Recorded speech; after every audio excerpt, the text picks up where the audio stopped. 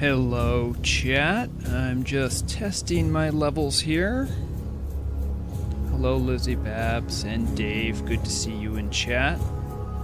I'll be starting with the AI-generated folk sea shanty song that I played around with last week to start stream. I'm sorry you're having high ping, Dave. I've heard it happens to people every now and then, but I don't think I've ever not... I mean, aside from really high traffic times, I've always had under 100 ping. That seems weird. Hello, Lax Elf.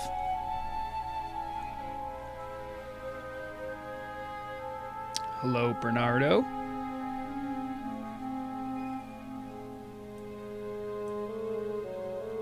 All right. Let me cue up the music and we'll transition over to fishing.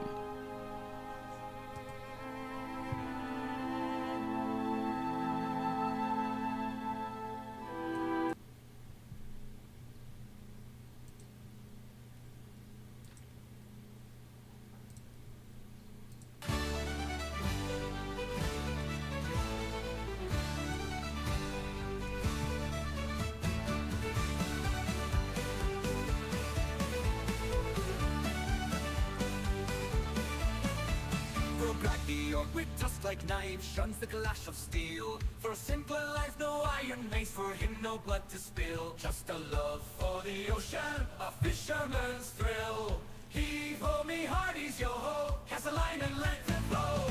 From banks on the hunt with a maiden hook. Not for treasure or plunder, tasty cook.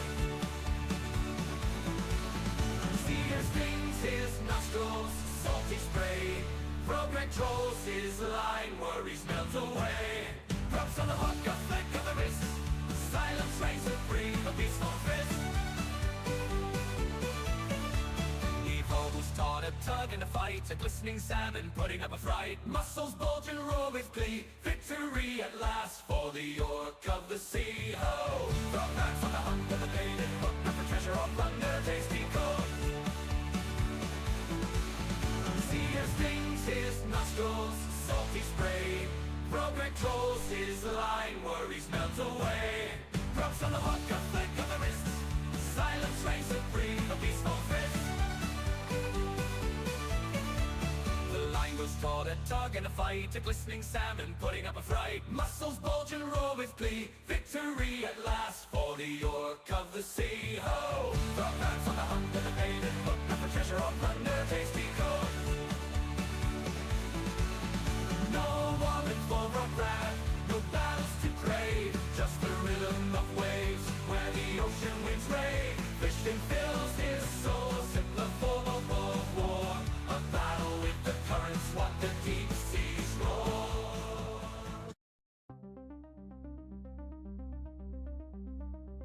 Yep, that's the AI theme song. I'm still perfecting. You notice it cuts off right at the end. Alright, let me just adjust a couple things here. Alright. You guys can still hear music, still hear my voice, hopefully. There we go.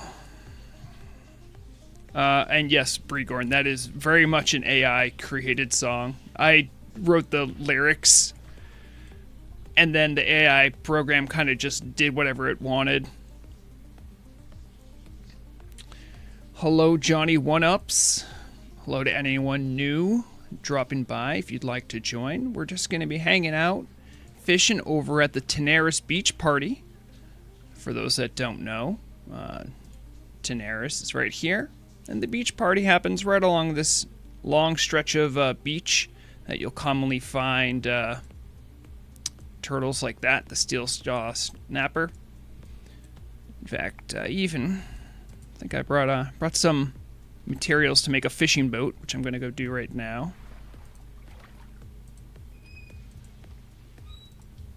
Hopefully everyone had a nice week. If you hear any noise in the background, that's Murag flitting about the house right now, doing some chores and whatnot while I lazily fish on Turtle Wow. It's a good life.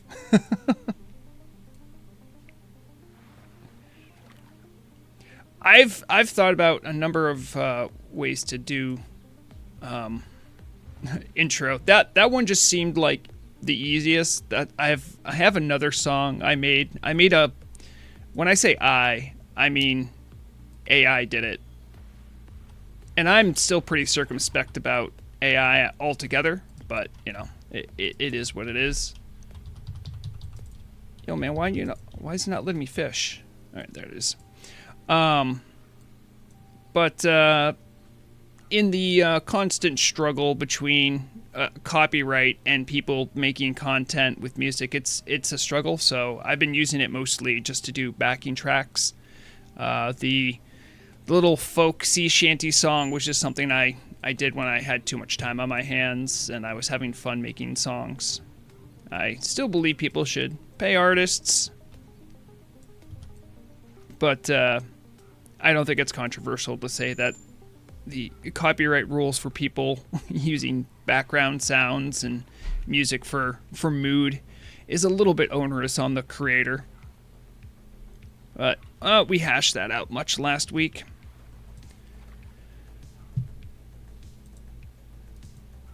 Oh, wow. Running Gargle says that they're running Turtle Wow on a Steam Deck. I would love to know what that experience is like.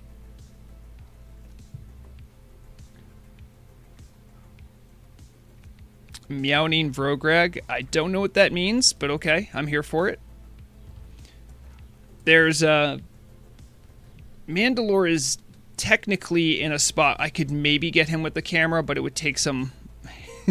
I've been it was this last week I got a green screen and a face light to prepare for next week, so I was doing a lot of stuff with my camera, so it probably wouldn't be a good time to capture Mandalore as he majestically sits on a couch arm and looks at the birds. It's spring has sprung where I'm at, New England, and the birds are out. And so Mandalore is very interested in what the birds are doing as he does his strange serial killer chatter to try to attract birds to him. I don't know if anyone's seen cats do that before. They love doing that. I think it's creepy personally, but... Well, Callian, you're missing New England, but you're missing it during the good part. It was 2 weeks ago. We had like a foot of snow. Just surprise. It's New England. Foot of snow in April. Mother Nature does like a final parting shot before she leaves.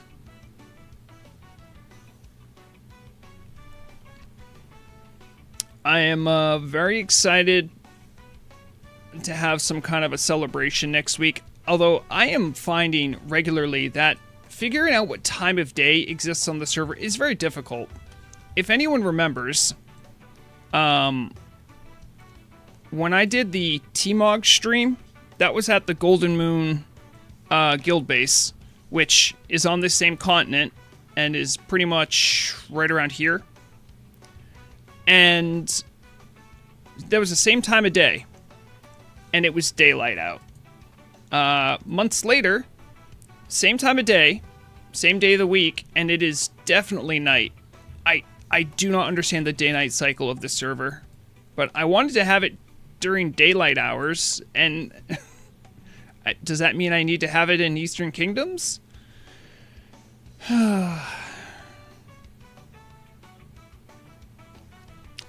A plurality of the music you'll hear in the background too is AI generated for the beginning of stream anyway. Then I'll switch back over to like video game soundtracks.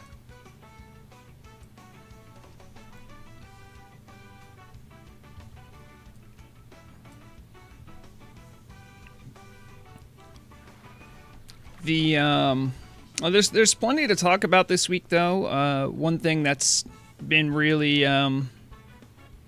amping up as of recently is the The class council discourse is really starting to heat up. I've actually spent a lot of my time, like a lot of my free time, going through some of the notes, trying desperately to make rogue tanking a thing. Making sure that elemental shaman are getting what they can to continue being a competent DPS spec that isn't onerous or really group restrictive. And those are the two spots that I'm most involved in, and I feel like I have the most experience, or at least enough experience to share to have good input. I have a lot of experience in WoW in general, but there are really some people in class council that really know the classes inside and out, and I'm too shy or ashamed to kind of like say that I might know what like a warrior might need, you know? So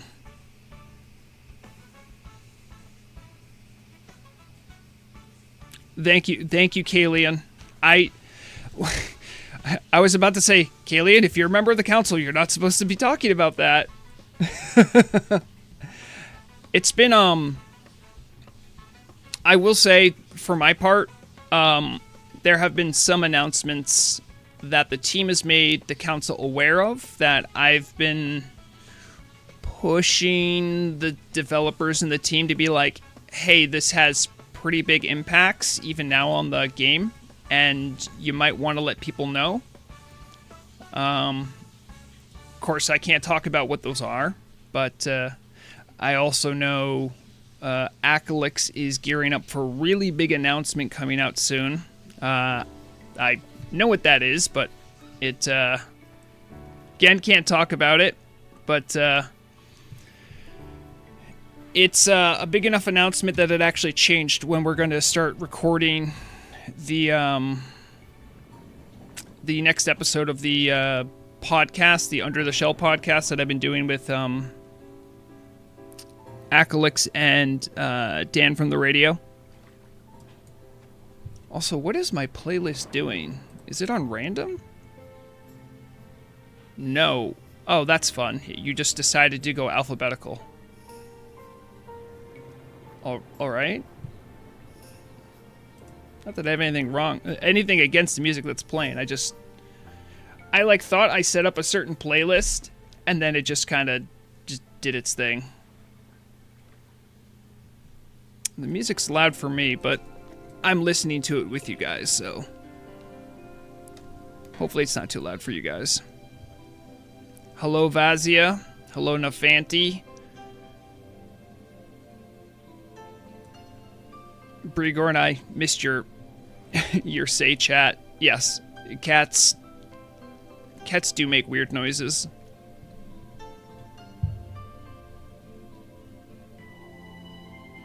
And Red Stripe, I see you doing the tip command. Sometimes Streamlabs bot just kind of just doesn't. I don't know why. I wonder if it works if it's me saying it, or if there's like a cooldown. I don't know half the time. I can just give me a second and I'm gonna check on what it's doing.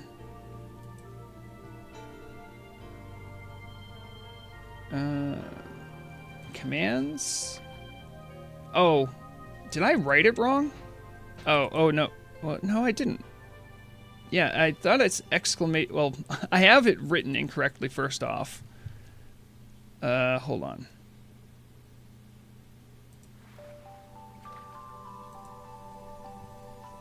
Okay, that's uptime.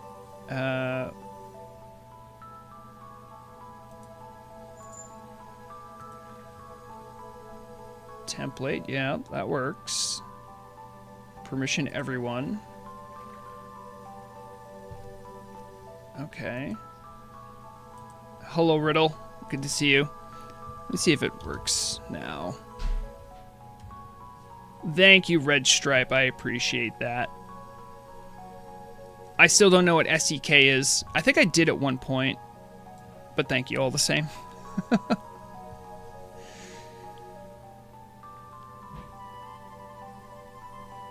Oh, it's Swedish kroner? Okay. Hello. Hello from Sweden. Or from the US to Sweden. Oh wow, you can catch stone scale here? I didn't know that.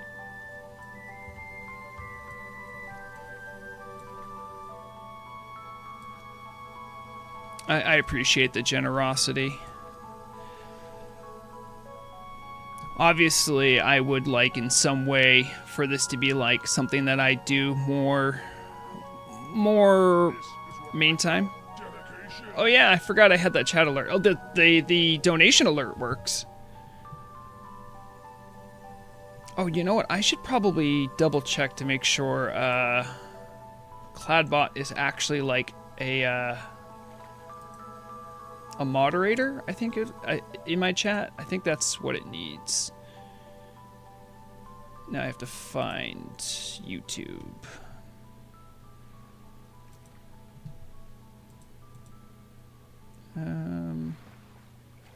Oh boy. Your channel, maybe? And then... Nope, that's not right.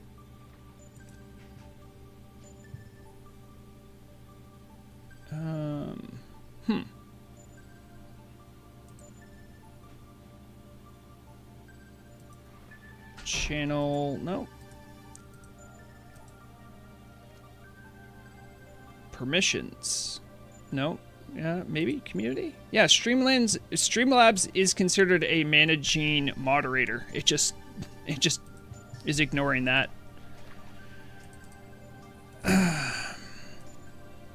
Oh, that's good to know. Thank you, Daniel. I wasn't sure. I just sometimes like fishing here because it has like a nice beach ocean vibe going on. We have Wartier over there from Dancing Boars. Hello. I see you looking askance at the water. Oh, I see in Say chat around me. There's a lot of Scandinavian things being said. I see. Bregorn said Norge is greater than Sverige. I'm assuming you, all you Scandinavian folk knows what that means. Denmark is number one. I mean, as a U.S. person, I was taught that Denmark was a Scandinavian nation. Am I incorrect? I figured out that those two were Norway and Sweden. I think I could kind of puzzle that out. I gotta be careful. There's so many EU people that show up for stream, especially early on in stream hours, that I don't want to upset anyone.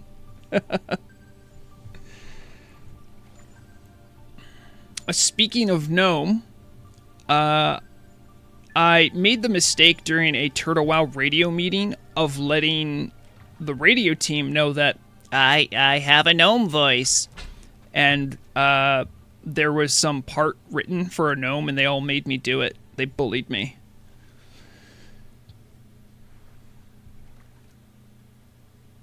Yeah, exactly, Dave. It was a big mistake.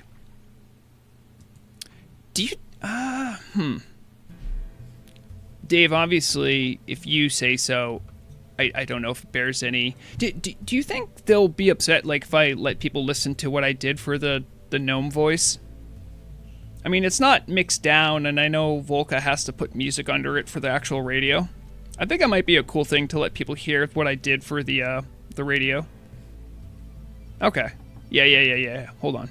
Let me just pause the music here for a second, so you guys can get the full effect. I gotta find this music track. Well, I've recorded it like a music track. You know how it is.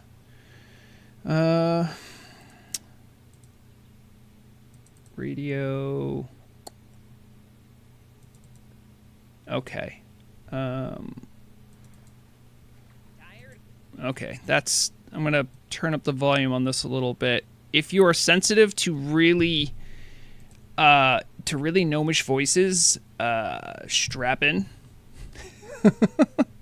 But this is what I did for the radio team recently. Of moving? Sick of having to pretend you're a living organism with thoughts and emotions? Well, midsummer is just around the corner. The one day all gnomish kind can drop all pretenses and be who we really are. Mindless automatons. To properly celebrate, all gnomes are called upon to do their duty and return to our natural, true, inanimate selves. Remember the 3 rules of midsummer. No moving, no breathing, no thinking. Every midsummer is our chance to embrace that blissful void, the loving caress of nothingness, away from strife and thought. This year, make sure to celebrate safely. Move to a location where people will not notice you in your motionless, soulless state. Ideal locations include strangers' cupboards, sock drawers, gardens, or my personal favorite, front lawns. This is Iggy Moppet wishing all my fellow gnomes a joyous midsummer silence. May nothingness embrace you all. Yep, that's that was my work. That should be. I mean, we have people that will mix it and put down music behind it as like a backing track for the radio, but that's a preview of what I did. Murog did a Night Elf one, I think, but I don't know which one the team's gonna go with. She made 2 versions of it. But yeah, I have to say, like, I haven't tried to do the gnome voice, like, for an extended period of time. My throat was hurting by the end of it, guys. It was tough. I do not know how there are voice actors that can do much more rough sounding voices that sound like they're harder on the vocal cords, but I also know that people that are trained to do vocal acting probably know what they're doing and how to conserve their voice.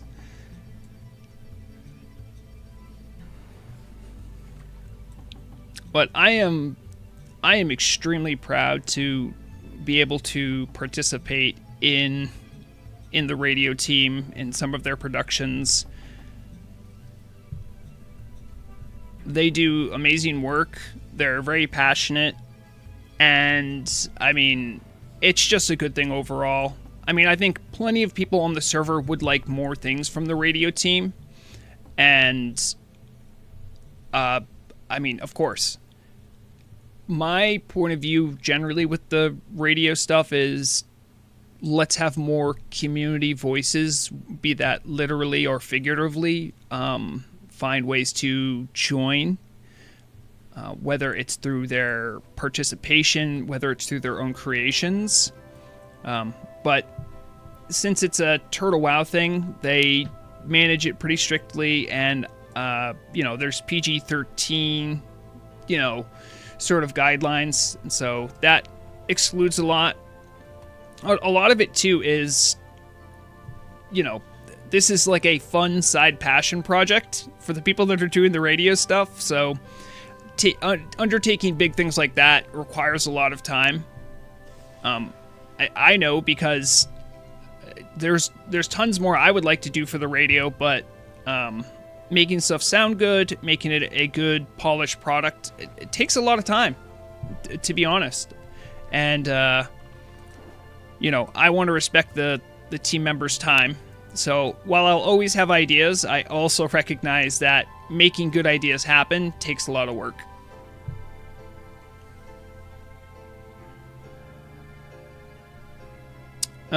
Riddle says, rough sounds, you start the voices in your throat and rattle it around, gotta relax. Yeah, I mean, I've heard a lot, like, because there was like a little stretch where I was like experimenting with like an orc voice, which, hold on, let me see if I can muster it up. Hold on, let me get some water.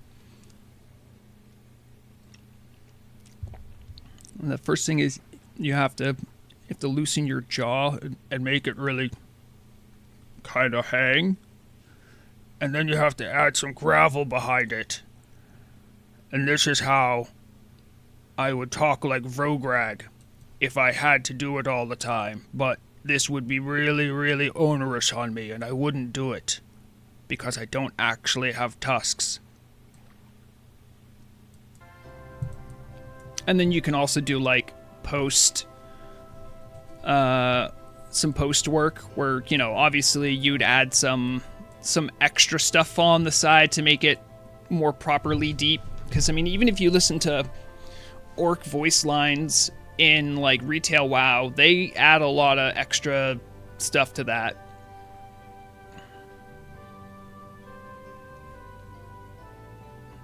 Oh, Bregorn left to go do Dark Reaver. Good luck on Dark Reaver, friend.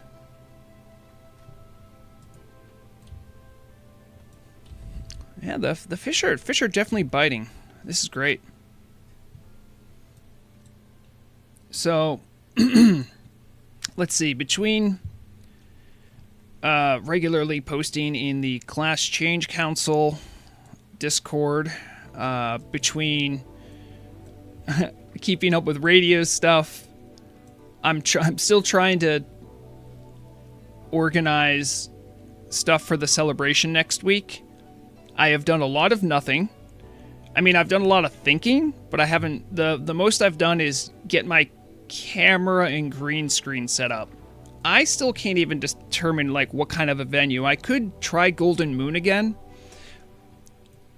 They have a stage. But it would seem that it's going to be nighttime when I do it, and that's not ideal, especially because a lot of transmogs really look differently if it's not in, like, a good light. And so, the people that work hard on transmogs, I want them to look the best they can be.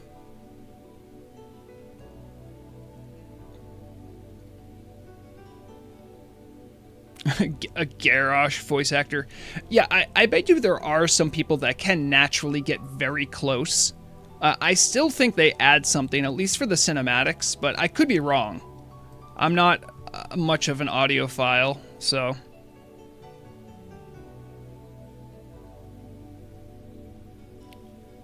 I got Vazia. I'm not just getting clam meat. I also got a black pearl, so that's something. I wish I understood how black pearls... I'm sure I could look it up, but it's kind of crazy that clams can just sometimes be like, you know what? I'm just going to make a black pearl. As my understanding is that black pearls, like, exist next to regular white pearls in the creatures that make them.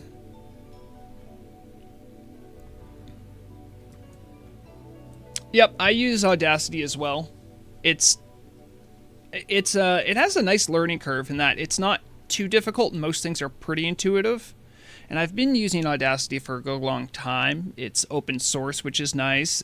So it's also free, which is nice as well. Big fan of that. I got to admit, I had a lot of fun playing. Did anyone else... I know probably not as many people because the time zones are different and stuff, but did anyone else catch my stream of Voices in the Void? I had so much fun streaming that. I got, like, legitimately scared.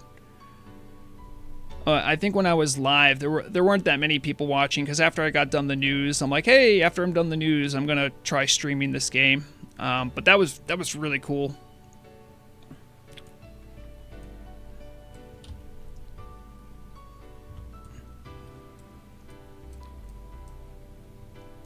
Also, if anyone wants to later, I'm more than willing to work out a fish trade.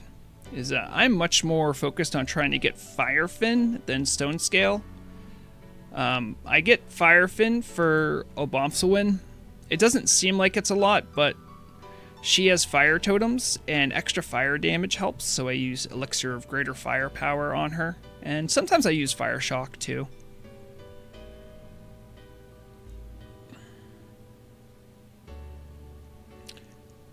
Yeah, my goal, I see Vazia said that they saw me stream it. My goal is I want to try to, because I have it captured, like I have the video of it captured. I kind of want to take like a couple more hours or so of the gameplay of Voices of the Void and then try to edit it down to like something that's more digestible for more casual viewers.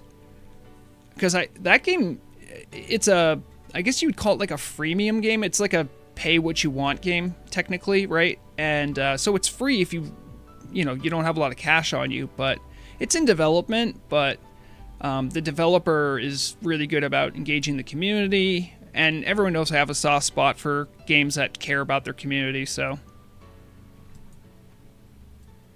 and yeah, Maxim, I wouldn't do a 1-to-1 trade, but I've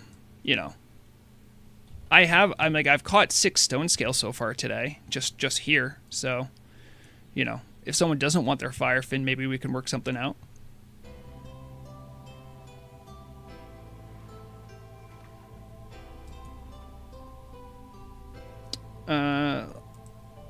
Riddle says, good to go or got to go from Orc. Trying to get lucky, find Blood of the Mountain. No clue what the best farm for it is. What is Blood of the Mountain even used for? I feel like I used to know this. It's sad that I don't know. Hold on, let me check.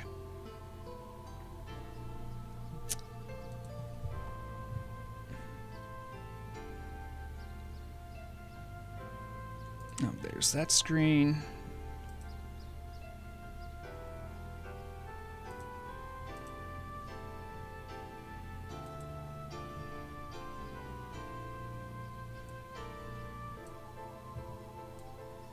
Okay, that's agitating poison. Not as useful, but Blood of the Mountain. Let's take a look. We'll see what the database has to say. Maybe we can help Riddle out.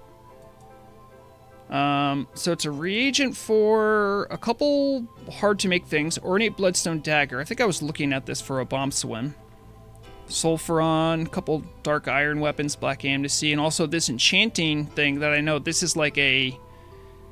I think this is some kind of BIS item for tanks. Yeah, because it has armor. It's good for bears, if I remember correctly.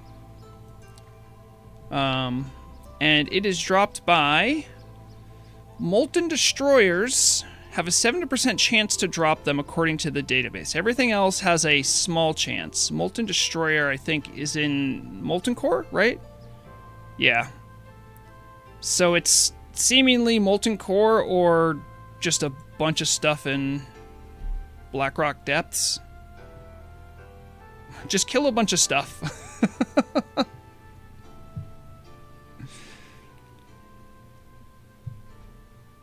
I don't actually know if it's that useful, or I mean if it's that easy to get.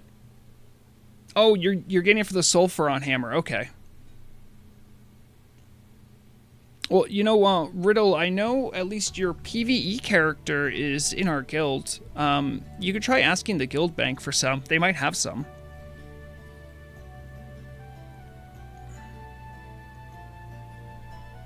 Oh, there's a Firefin pool. Oh, guys, I'll be right back to the boat. Promise. There's a Firefin school. I mean, that's focused fishing right there. I hope you guys like I have my little baby shark pet out. I don't remember where I got this, but I know I did.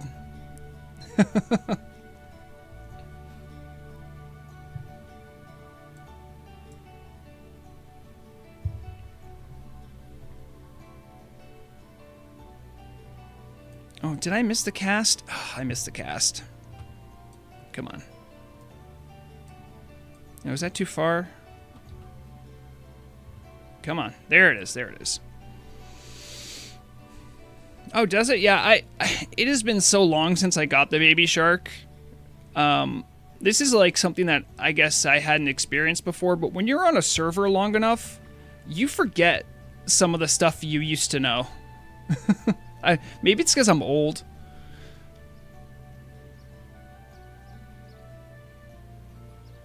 And fun fact, Bregorn was just doing that quest, and it was funny because he was like, "Hey, do you know how to scare away the sharks?" And I'm like, I don't know.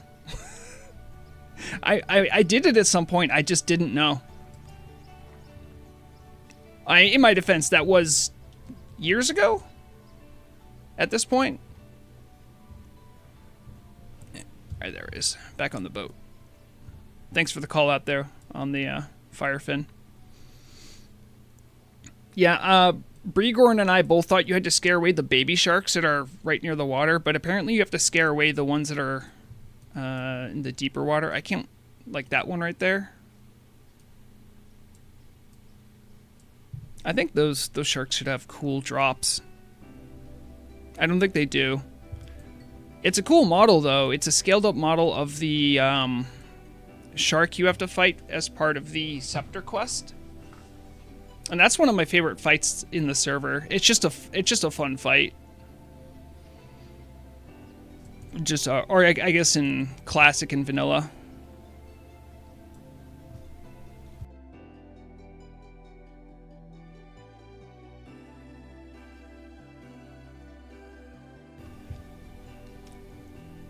So, let me ask anyone who's standing next to me in game or anyone in chat hearing my voice. I'd like to hear what you guys think would be a good venue for the celebration.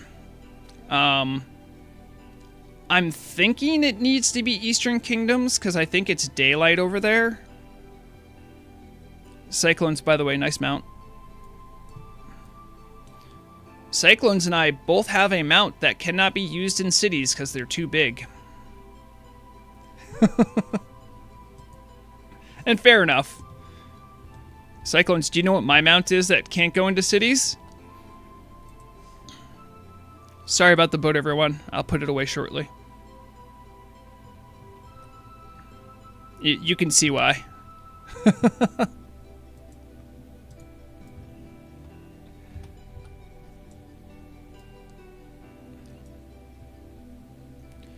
But, yeah. I'm still considering maybe bugging the Golden Moon people to use their guild base. I'm considering maybe doing Gurubashi Arena. Just because it's big. And there's like a nice PvP pit in case people need to get it out of their systems. I'm definitely going to be doing like less production like I did last time with like the judges table and you know, I think I had like 4 different cameras going. That was so much to manage. I'm not going to be doing that. I'm definitely going to do a much easier form of transmog competition. I'll make sure to dress up, and then unless I have other people that like I trust to be judges with me, I'll probably try bugging Serendipity, see if she's comfortable with doing judging. But outside of that, the normal people that I would you know, trust on comms with me, like Murok, Shockwarden, Akalix, Dan maybe too. You know, otherwise I'll probably do something where I'll have signups, you know, cost like a nominal amount of gold to sign up, and then I'll do groups of people, and then within each group I'll have like 1 or 2 people pass on to the next round. I have a couple rounds. Maybe in the second or third round I'll have votes from stream chat, and then we'll get a winner like that.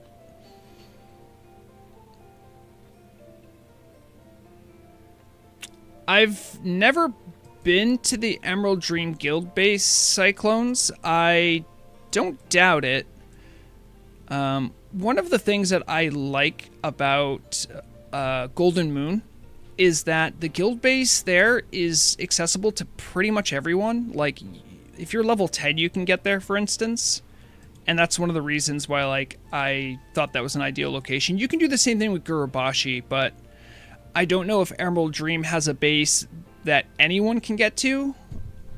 There's a lot of guild bases that, like, you need to get summoned to, or just be in the guild and use your tabard. Like Traveler, like they have a blimp on top of one of the Twin Colossus things in Feralis, but you can only get there. You can get there with some other trickery, I guess, but it would be really out of reach for lower level characters.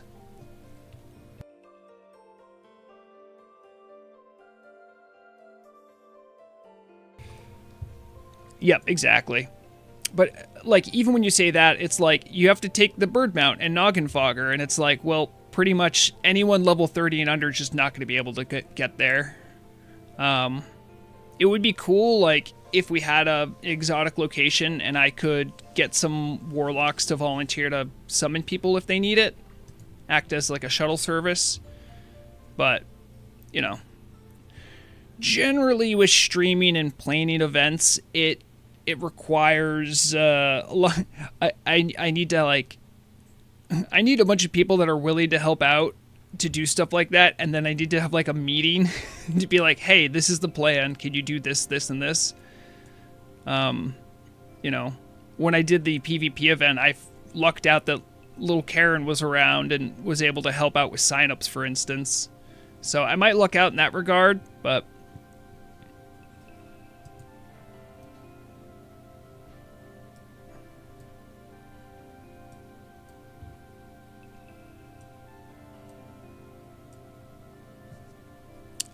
yeah, it's been too long. I definitely enjoyed doing the transmog competition. Who was the win? I think it was the winner was Beldrin, I think, right?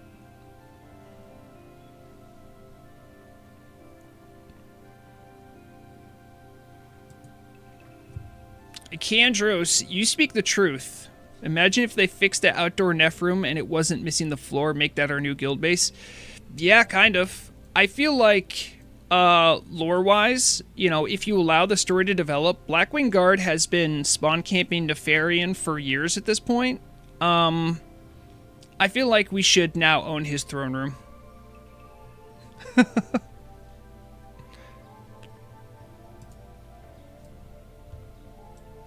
Absolutely, it should be ours. It's actually a fun zone to, if you can, you know, figure out how to get there. There's a couple ways, but if you can get in there, it's a fun area. There's definitely some floors that are just kind of missing. You got to be careful, but it pretty much looks like a one-to-one replica of the Blackwing Lair version of Nef's room. There's like a different color filter on it, I think, so it's more like a natural filter, whereas the one in BWL like has like a red filter. But yeah, Nefanti needs to go to the store to buy some cigarettes. Oh no. That's what one of our guild masters did. Has never been well, actually she's been back every now and then, but shout outs to Kalea. Kalea and Tank are the guild masters of Blackwing Guard. They're very excited about Epoch, which I know a lot of people on the server are.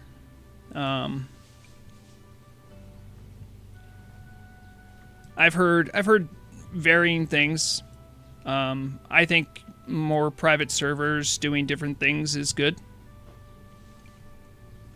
That's right, Vazia. There is going to be a wedding soon. Let's see. Well, for me locally at 3 p.m., there will be a wedding over in Hawk's Vigil. Which, if you're at all curious, I know a lot of Horde people probably don't know this, but Hawk's Vigil is in Wetlands. It's right here. You can get there as a Horde player. You might need to be a little creative, but I had confirmation from some people that Horde players should be able to get in there without causing too much of a ruckus. But I'm excited for that. I also heard that Fashion Dev made a wedding cake for them, which is really cute, and she was very excited about that. Yeah, Vasia, that time's correct.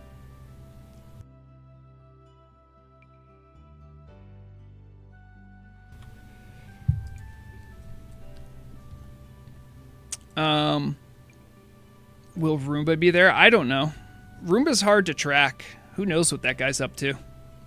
the GM Roomba.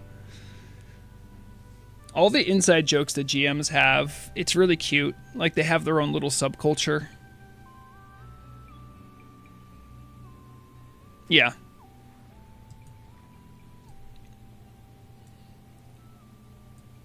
Vazia, I don't know who your main is, but by all means. Vrograg was once my main. Once upon a time. I just have a Thunder Fury collecting dust. But, you know how it is. I definitely paid my dues with Vrograg, though. I waited in line for my Thunder Fury. I helped a raid team progress all the way from Molten Core to Nax before I got it. I also tanked Nax bosses while that was still a thing rogues could do. And I really do like Shaman. Part of the reason I like Shaman is that when the current iteration of the game, you're pretty much like, it's hard for people to say no to a Shaman, right? And I'm not saying like there's something good or bad about that inherently, but you know, you can have many rogues way too quickly. Some might say too many rogues. And part of the things that really limiting for rogue is that you don't have a lot of raid utility. The best raid utility you can bring is improved exposed armor. Full stop. That's it. If you're doing suppression room, you're useful, and on certain bosses, if you for some reason have no warlocks, your mind-numbing poison works as a spell slow. That's about it. In raid content, rogues don't add a lot to the pot, which is really a shame. Even warriors, like, they have buffs that help other melee. You know, they can also tank, which is nice. But shamans add tons of utility, lots of flexibility. When I raid with Obomsawin, even though I'm elemental, if the team needs it, I can switch off to heals. As a hybrid class, if for some reason a lot of healers go down, I can pick up the slack and just try, you know, auxiliary healing to make a difference. The totems that I have are very powerful and very useful.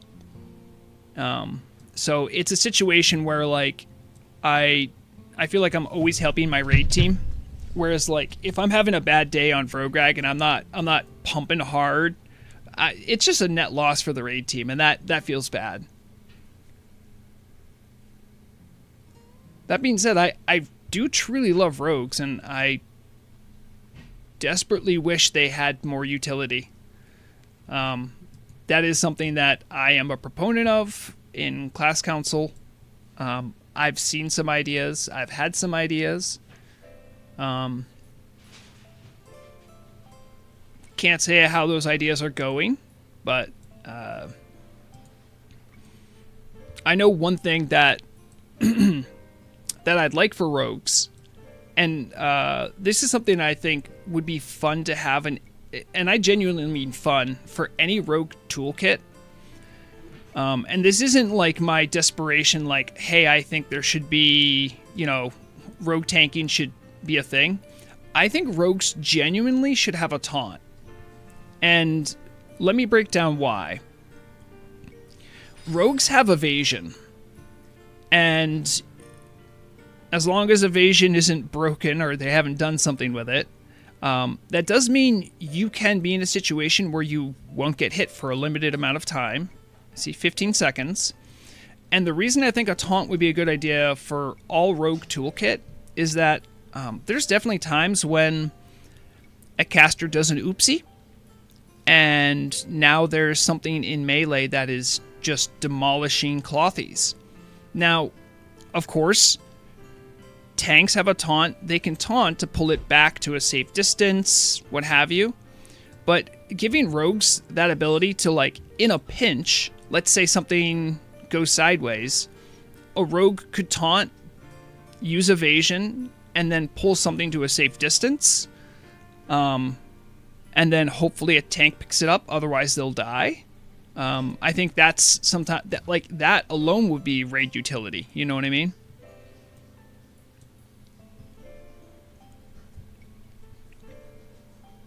There's plenty of things that rogues could have that would make them better. I mean, when you look at the assassination tree, it's pretty sparse. A lot more could be done here. Combat is literally just chock full of stuff. Could use some cleaning up. Subtlety is sort of having an identity crisis in that it's, for sneaky stuff, but then, well, like, a lot of the sneaky stuff rogues do isn't, like, really well fleshed out in the game. Stuff like pickpocketing and breaking traps and scouting. Like, you have some of that in here, but there's not a lot of it. And the other stuff that's in here doesn't quite make sense with that in mind. Like, why would subtlety do bleeding? Like, it's cool. It helps give them a definition, but, like, is that really a subtlety thing? And if assassination, is the one tree that does poisons or does stuff with poisons, the question would be, why is it that if this is the poison tree, why are these 5 talent poison things in the 4th row? Now, obviously, there's lots. It's a very complex topic. You have PvP to consider. You have all sorts of balancing issues. But, how is Slice and Dice an assassination talent? This is just you making your sword go quicker. Murder makes sense, right? Because you're, that's about killing something. Okay. Relentless strikes. Like, why is that here? I mean, that feels like that should be a combat thing, no? And then you look at combat and you're like, they got a lot. They got a lot going on. So, yeah, there's a lot of stuff that could be cleaned up in Rogue.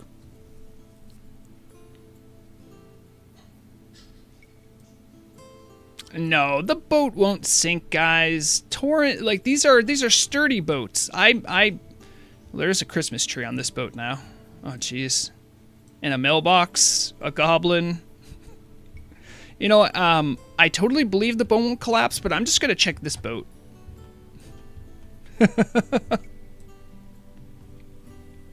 It's a very busy boat. Also, could someone tell me, this must be a custom model, right? This floaty I'm looking at right here? Or is this something they've used in Darkmoon Faire for the targeting, maybe? No. Does anyone know if that's a custom model? I actually don't know. It's a Cato model, thank you. The Waffler asks, are you optimistic about the upcoming class changes? Do you think people are going to respond positively? I think that largely is dependent on what class you are. And how much of an optimist or pessimist you are natively as well. There's sort of a building tension between the overall design of Turtle WoW and class changes, where on one hand, making vanilla function in a way that is thematic, lore friendly, and fun is challenging. And on the other hand, you have many people that are more vanilla traditionalists and don't want to just arbitrarily make classes feel like something completely different. So that tension is sort of a limiting factor at times about how broad changes can be. And I think that's a good pressure to have, because you don't want to get into a situation where you don't want to go full season of Discovery on it, where it's just kind of like half-baked ideas thrown into a class for something that they have no right doing, no lore established on why they're doing it, they're just doing it now, is different than like trying to take an existing concept, like for instance Rogue Assassination, and then try to suss out from lore and player feedback what that should be. So to answer your question, I think it's going to depend a lot more on what players' expectations are. If players are expecting really broad, wild, goofy changes like Season of Discovery, I think they'll be disappointed. Likewise, I think if players want every minute issue solved, it's not going to be. I just don't like Vanilla's always going to have jank. PvP is always going to be unbalanced. There are some axioms of a vanilla era that will exist, but I think if you like underutilized specs in a class, I think you will be happy.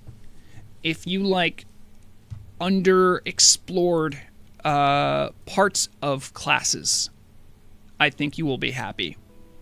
I think if you just play warrior because they do best DPS, I don't think a lot's going to change for you. You know?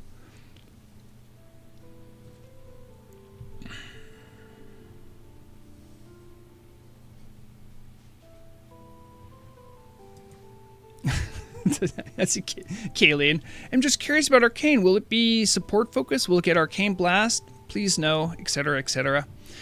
When I applied for class council, one of the classes I also applied for was Mage. Obviously, I can't talk about specifics. I can talk about how I feel about the class. And Arcane is, I think, underdeveloped and underutilized in a lot of respects. If they want to lean into the utility of Arcane with something like Arcane Brilliance Aura, they need to make that stronger. If they want to make it a more commensurate actual DPS option, whereas like it has utility and it does DPS, you know, you're going to be looking at a metric where it's not going to be as good as Fire for DPS, but because of the utility, it you know, I think that's sort of a common thread with a lot of people's understanding of balance is that if you provide a lot from your class kit, you can't also be the best at DPS, you know? I think that's generally where a lot of past class changes have come from. I mean, there's been a lot of experiments too, but I'll say for my part, Arcane, for Arcane to do better at utility and better at DPS, adding a spell could be useful, but it's going to be really hard to balance with how strong many of the mage abilities are existing, especially in Arcane, which there are some really wildly strong stuff in there that you get when you're doing other specs, you know? I think for me personally, if something like Arcane Blast was put in, it would be hard to balance. If you want to do something like make Arcane Missiles stronger, I think that's also really hard to balance because it's a weird spell because it's channeled, which just makes it sort of an odd duck. And at least for my part, my participation in the mage class discourse has been a lot less. And part of that is because I've played mage a long time, but not on Turtle WoW. So I have a good broad knowledge of mage, but not very... Oh, someone logged out. Hold on. Let me finish this cast, and then I'm going to jump to Insurg's boat. Come on, give me the cast.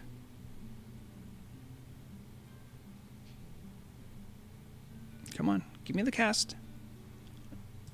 Was that me? Okay, alright. Let's see if I can make the jump. Nope. Alright, we're back on. Thank you, Insert. Oh, actually, the Taurens are gone. I can go back to my boat. Although my boat's going to vanish eventually. They only last for a while.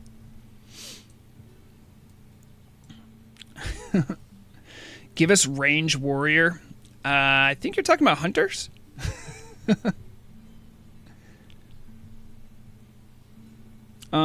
I think the beauty of class change is that we get to look at classes at a point in time in WoW's history when things were changing, and then rather than take a TBC approach to everything, we get to take a different tact. And I think there's going to be a lot there that can be explored that's going to be fun. And there are times, honestly, when it feels like Class Council is trying to reinvent the wheel. Like, there's already an existing, perfectly good example of how to fix, XY problem, but you look at it, it's like, well, we don't want to do what TBC did, even though TBC did exactly what we're looking for.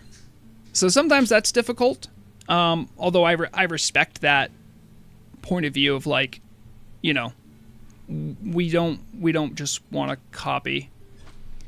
But I think many of the problems that the original developers of Vanilla going to TBC bumped into, we're bumping into all the time.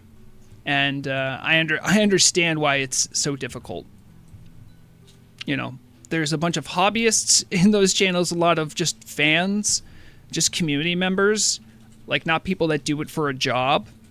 And I can't imagine the amount of pressure that the original developers must have had going to TBC. And it's apples to oranges too. Like, they were like, hey, we're going to have new expansion.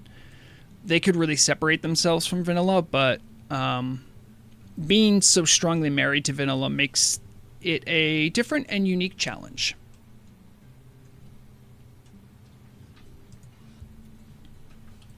I have learned a lot about what's going on in the priest channels, but that's mostly because I know of someone who I'm very close to, who I won't say the name of. I'll say it to your stream. It's Murag. So she keeps me up to date on what's going on in priest channels. I would never really post there except to jump in and say, like, I think priests are neat, and then leave. But I know for her, for Murag, it's been a busy week.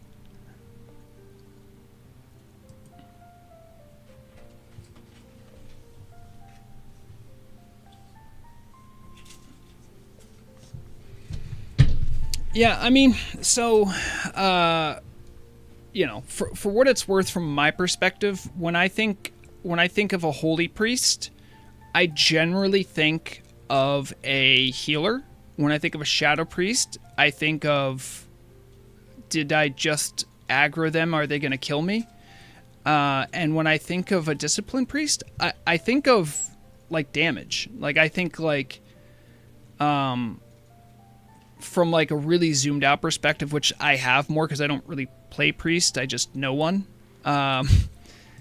My perspective is much more that, like, well, holy for healing, discipline for DPS, and shadow for DPS. Now, obviously, you can have some, like, cross pollination between them. But if you're ever going to do something like smite priest, discipline's a really good spot to put that in. I think their wand spec stuff is in discipline. I think the stuff for good bubbles is in discipline. So, like, yeah, that's just my more layman's approach to what I think about priests. If Murag wants to say anything in chat or on stream, she's welcome to, but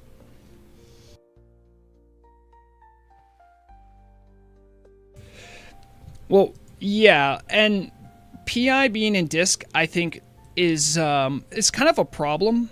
And when I say that, I don't mean, like, PI is just a bad idea. I think there's something cool about what's that? Power infusion. The problem is that power infusion is so hotly desired, and the talents and stuff that are in holy are not strong enough to warrant not taking power infusion. It's a little bit like what shamans are going through with there's not enough good talents in resto to warrant going deep resto for a shaman. So there's a lot of shamans that are just eschewing doing anything in the resto tree and just grabbing Bloodlust and Deep Enhancement. Because, like, you know, your healing output might go down by 5%, but you can give a tank Bloodlust. And that's pretty good. It's better than a Mana Tide Totem, which, you know, is nice, but when comparing that to, like, Bloodlust, it's kind of night and day. So, oh, did you, Insert, you just burned my boat to the ground, which is amazing because it's in water, but here we are. I know, right? That was great timing.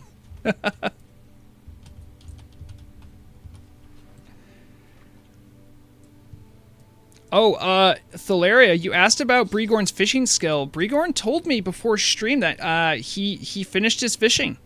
So claps in chat for Brigorn, who is now an esteemed member of the 300 Fishing Club.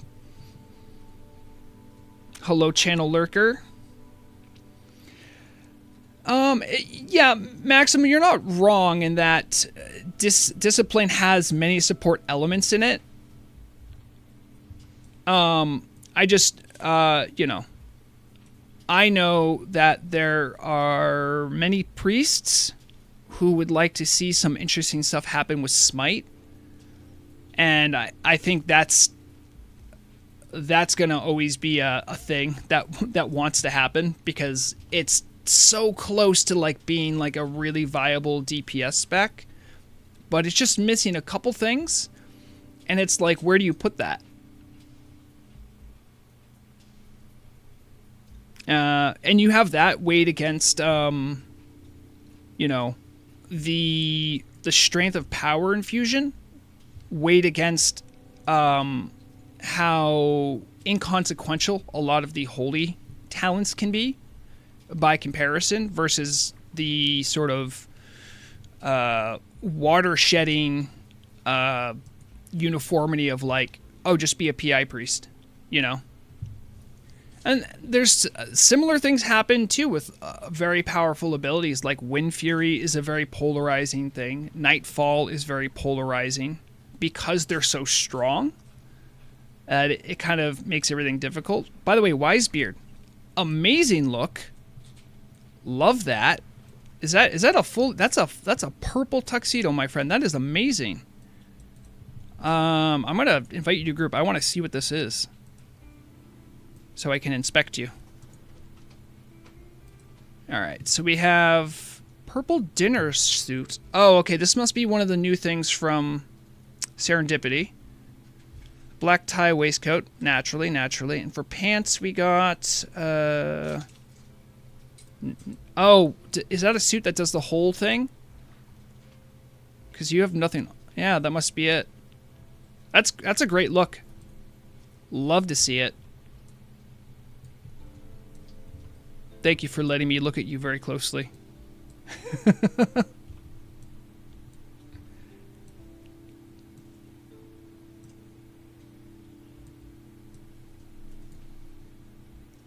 Well, I can't speak for what warlocks want for demons.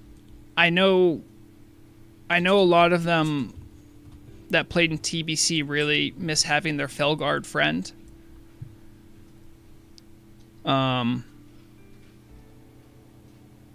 I think Warlock is one of the spots where my knowledge is really not great. They have a pet for about every situation. Hold on, Brigorn, I'm looking. What am I looking at? Hold on, give me a second. Okay, what am I looking at?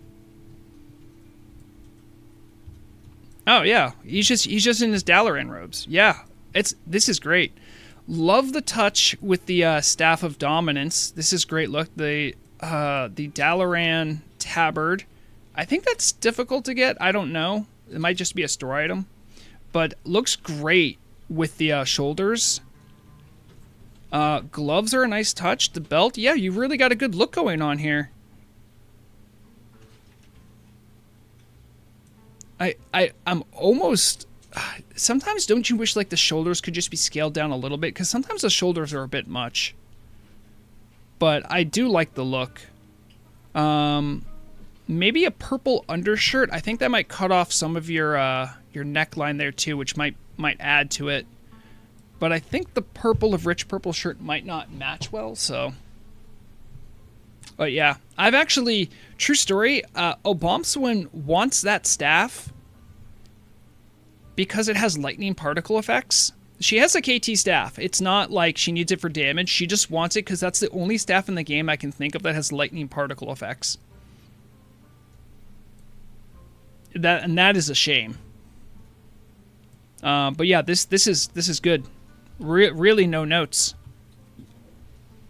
The only problem, right? If I'm trying to judge this as I might for like a T-Mod competition, only problem is that it's not very unique. Like this looks like a Dalaran mage, so sort of the template's already been drawn out for you. But the pieces you did put together look great together. Brigorn, likewise, has long had a great paladin look for a long time now. Oh, geez, where's the portal? Hey, Alliance, if you want oranges, there's some at the bottom of the ocean. They're right there. Go get them. Go get them, you little orange-hungry goblins.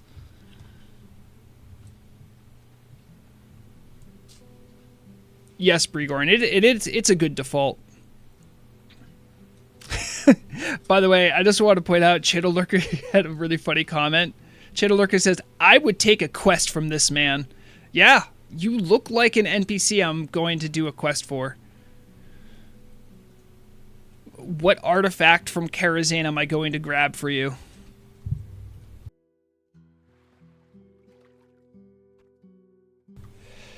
And to be perfectly honest, Brigorn, probably you and Wisebeard.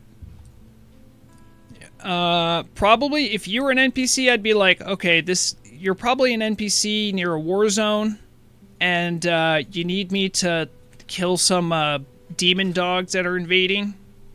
Thalaria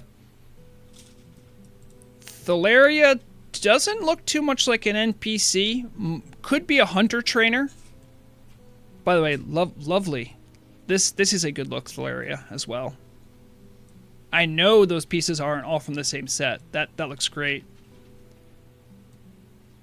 It's a shame sometimes when, like, I feel like this little strapping you see on the side.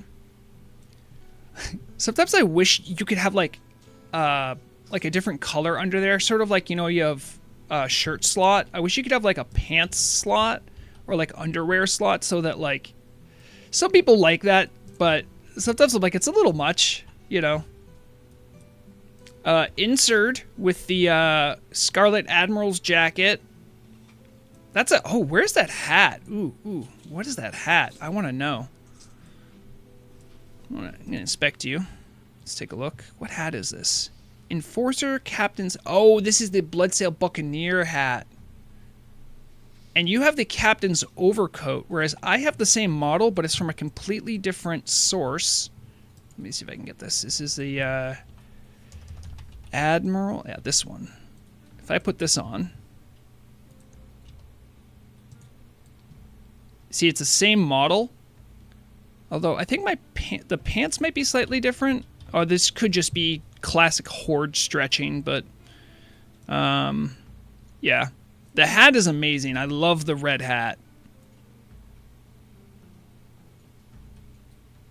Yep, exactly. I gathered this when I was trying to gather rogue tanking gear. If you take a look at this piece, it's actually really good for rogue tanking. 26 agility and 1 parry.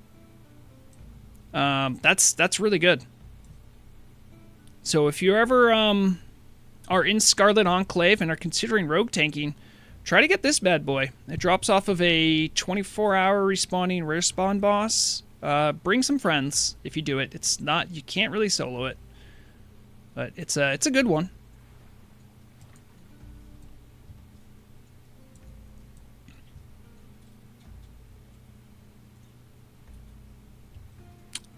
Maxim, I agree with you about that wholeheartedly. Maxim says, it's kind of stupid that for raiding, the best thing you could do with your demon is to kill it for shadow damage as a demon expert. Yeah. I feel that, but I know a lot of that has to do with just the background damage they take. Like, if you send them into melee, they're going to be doomed. I know there's the Imp's a caster, but as I understand, the damage from the Imp really doesn't move the needle much. Oh, did we loop all the way around? Oh, we did. Okay, hold on, let me pause it. Wait, give me the... Where's the music player? Hello, music player? Sorry about that.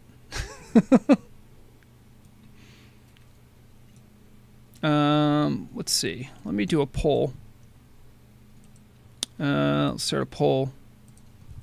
Who wants to hear my latest AI music abomination? Oh, I didn't spell abomination right. Hold on. Abomination.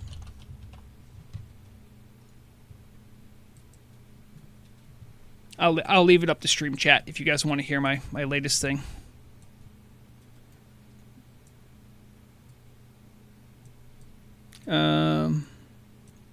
Bet I'll solo it right now. Well, Kalian, I do know there's a way to do that Admiral, but you need to do it with a Shadow Priest, because I think you can mind control him and you can drain all his mana, and then he's a lot more easy to kill because he does tons of damage with a bunch of frost spells he does. But you know, you can get rid of his mana; it's not an issue. And then it's just basic tank and spank. You can do it with 2 people. All right. I did have some no votes. I respect the no votes. If you are a no vote, I'm about to play an AI Abomination song. So, you know, trigger warning. Let me see if I can get to the... Where did I put that song? It was under... Well, music, duh. And then edits. All right, here we go.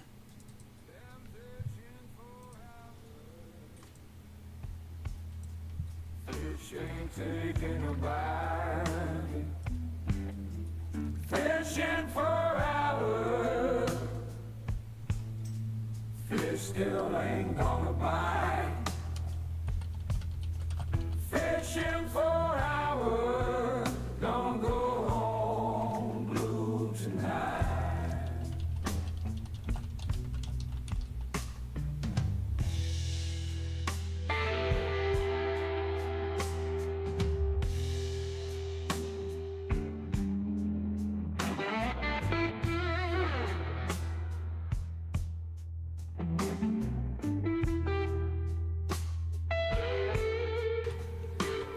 Uh-oh.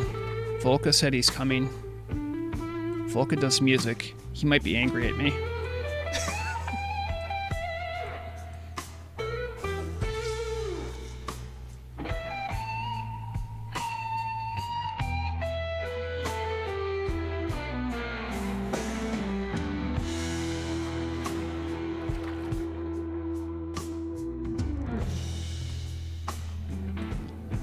All this music does is make me want to listen to Stevie Ray Vaughan.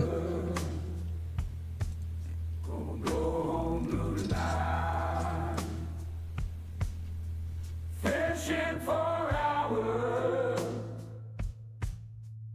fish still ain't gonna bite. Fishing for hours, gonna go home blue tonight.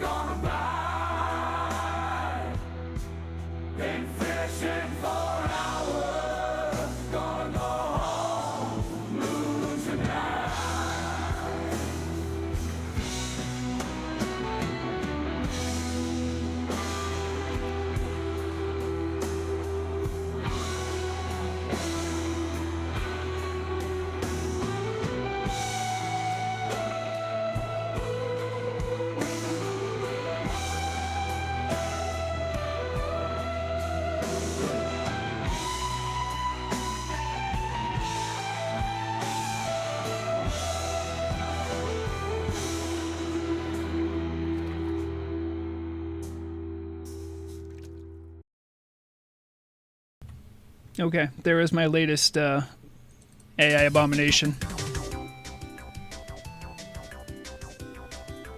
Alright, turn back on regular music. Yeah, I wrote like a 4 or 5 line blues line, and I'm like, just make a blues song. I am just a hack. I don't really know what it takes to make real music. Although AI seems to know. I was impressed by the approximation of a guitar solo it took for a blues track, though. I will say that I found to be impressive. Still assuming it just steals everything. But I digress. Sorry, channel. If you hate copyright, then you are copy wrong. Yeah, exactly.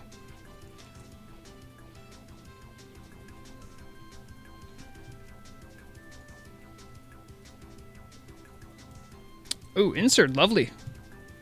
Lovely set, by the way. I like that. I like that look. It's hard to make that that winged headpiece look good.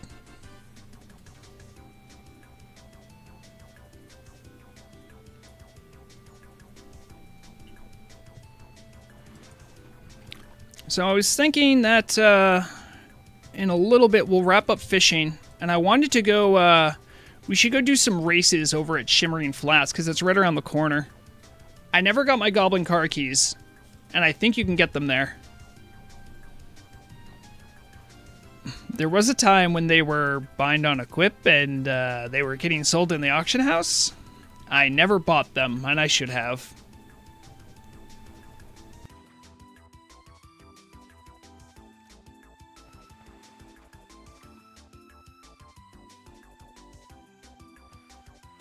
What am I doing? Look at all these clams I have. I should open them. Any golden pearls? Dang it.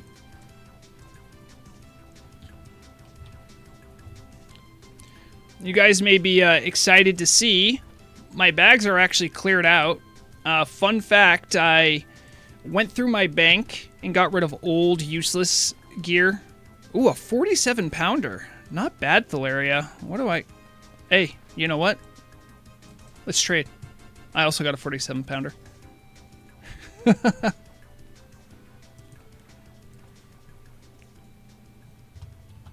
Yeah, I actually like the racing. It's fun. Sometimes it's a little janky. You have to remember that I've been on the server long enough. I've seen so many iterations and functionalities of the race. It's hard to know if it will work.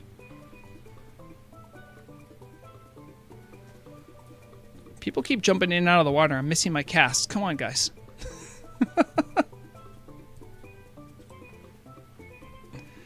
Bregorn, you haven't tried the races yet? They're fun.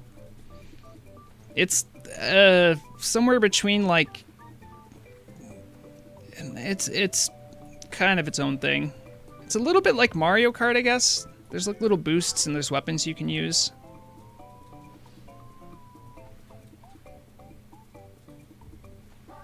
Oh, insert, you're trying to get to the top of the Christmas tree? Let me know when yours runs out. I can put up mine if you want.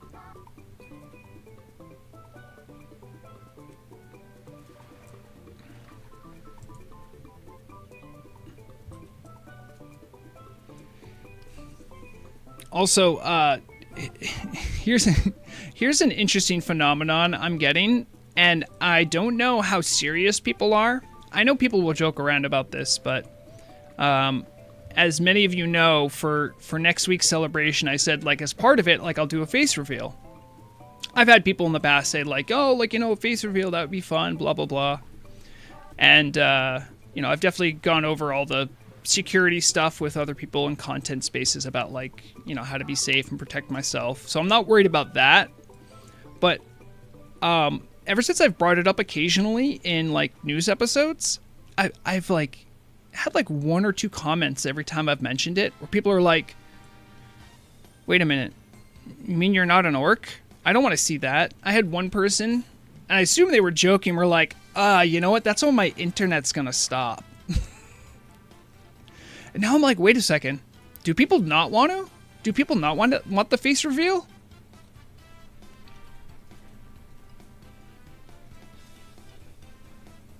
See? Right there. See? You're not an orc? No, Sinosari. I mean, I am an orc in game.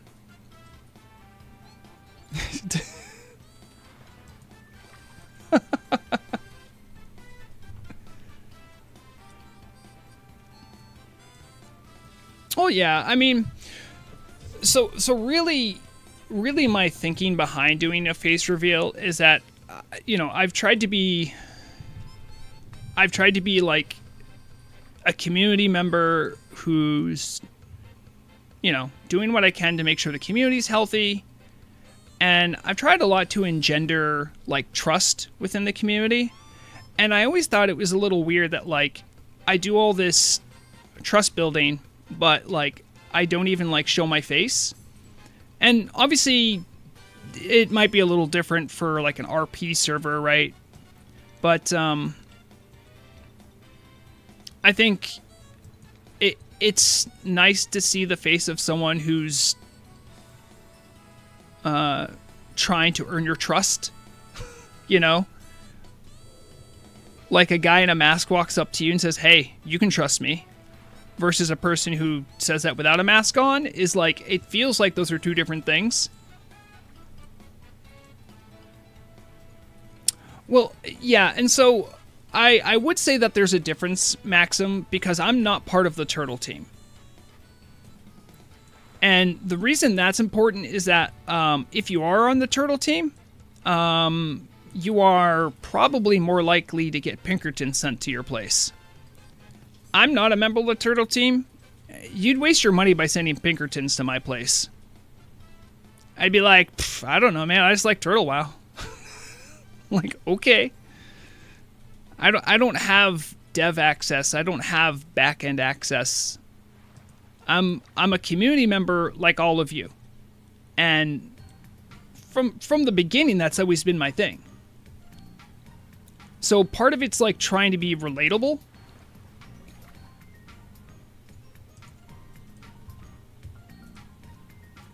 And also to a certain extent, like, you know, I think just trying to be relatable is generally where most of that comes from. And, you know, also when thinking about doing other content on other video games, things like that, I don't think it's something that, like, I would do all the time either. I think more of it's just to be like, hey, like, I'm a human. And somewhat related to that is also a lot of times when you hear very negative comments, slurs, things like that thrown your way. It's my personal opinion that a lot of that is because of anonymity, that people feel the freedom to say things like that. By putting your face behind what you're saying, you're also putting more weight behind it, because you're like, no, it's not just anyone saying it. Like, I am claiming that, like, me as a person believes this, you know?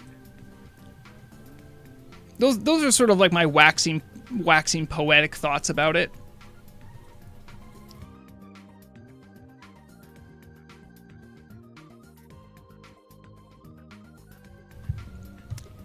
Well, Designer Dave, that has a... Designer says that the #1 country for swatting is America. In fact, it's basically the only place it happens. I mean, that wouldn't be great if that happened to me ever. Oh, hey, Volka's here. Hello, Volka. Volka, you are the same Volka who's the music guy, right? Or you just happen to have that name? I'm assuming it's the same Volka. Okay, good. Say hello to Volka, everyone. One of Turtle WoW's fine composers, who also works on the radio team. It makes a lot of the fine music you'll hear on the radio, as well as the compositions you'll hear in-game.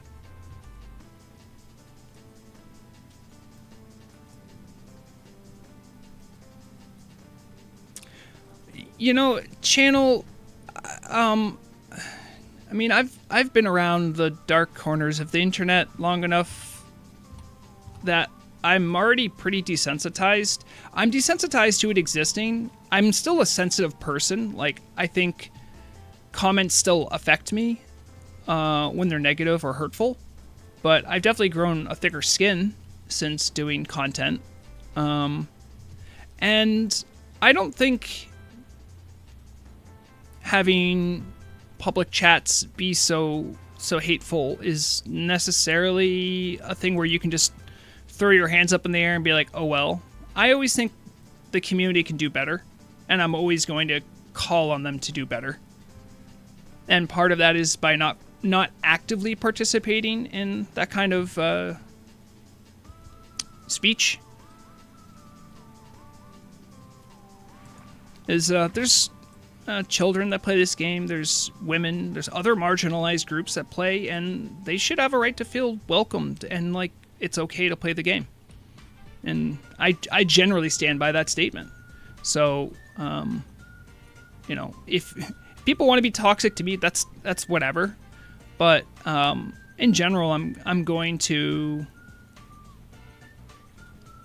work towards and do what I can to try to make gaming a place where anyone who can game can do so and not feel bad about it.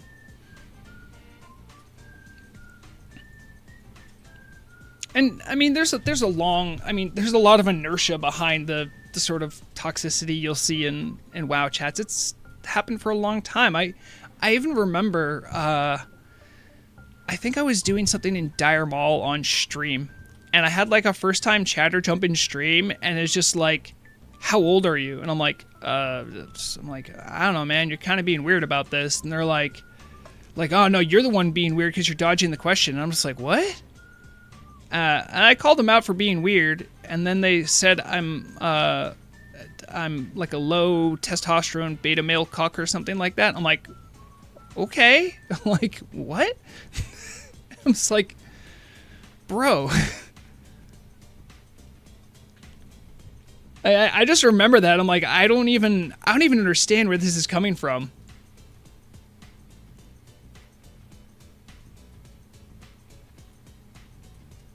By the way, if there's any tracks you really like that Volca has done, definitely let him know.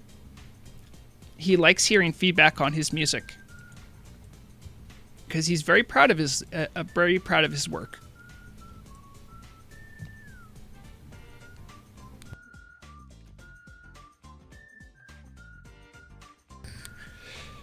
Yeah, it was Channel Lurker the whole time who said that.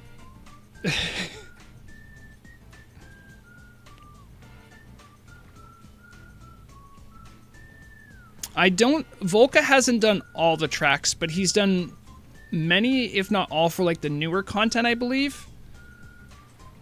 Yeah, see, Gilneas, Karazhan, Storm and Harbor, High Elf intro music, trailers.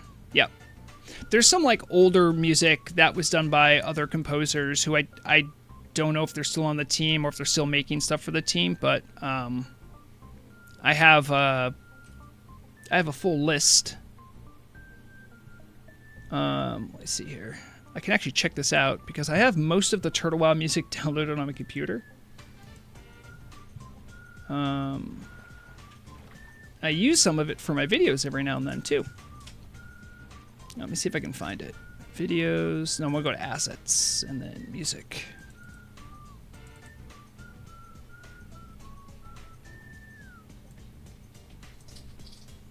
Let's see. Would I be doxing myself if I do this? No, I don't think so. It's always a fun question to have to ask yourself.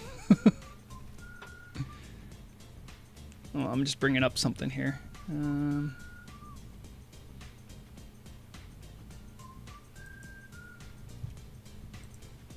Okay. Okay, so this is you'll see some SFK files. Those are placeholder files that you'll see used for Vegas. So like if I'm editing with Vegas, it'll like have like a little thing here to be like, hey, this goes here in this Vegas edit. So, as far as composers go, there's George Kouropakis, who's done some stuff that you can see I've used for videos before. Gabriel Contreras. A lot of these songs, like, you might not recognize right away, but, like, okay, so Gabriel did the Crescent Grove music. And then George did a lot. A lot of this music isn't even used in game either. It's just out there. But Joseph Kiss is Volca. And Arcane Adagio, Doomfire, Haunted Plateau. These are all songs from Karazhan. Anchor's Fall, Curse Crescendo, songs like this. You can see I've used them in stuff too. And some of the more ambient stuff too, like Moonrise Resonance, that's in there too. And some of the stuff isn't in the game yet either. Also, Parhouse also made music. This track, by the way, is one I actually tricked Torta with. If you remember my survival guide video, I used this track as like a transition music between a couple scenes for the survival guide video. And I showed because like the team actually like contracted me to make the survival guide video, and Torta actually listened and said, "Oh, you know what? You can't use this music. This music is from like retail, and we don't want to get in trouble with them." Let me see if I can play that for a second. Just gonna pause this.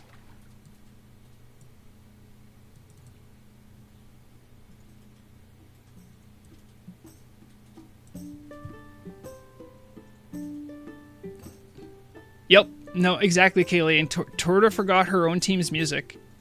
I actually had to show her the repository where I got it from. I'm like, this is in the Turtle Team's music folder. It does sound like it could have been in WoW. But that's what's playing right now, the Parhouse Tavern. Yeah, and Sali Pulkkinen also did a couple songs as well. So there are a number of composers there's been over the years. And Volca's been the most active recently.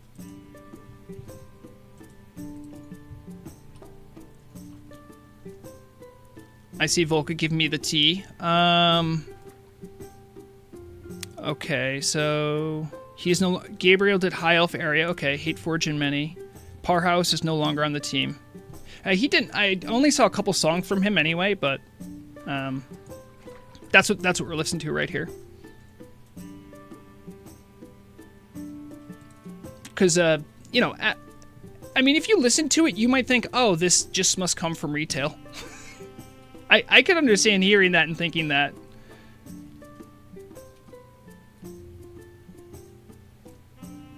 But that was a moment where I'm like, how do I tell Torta she's wrong?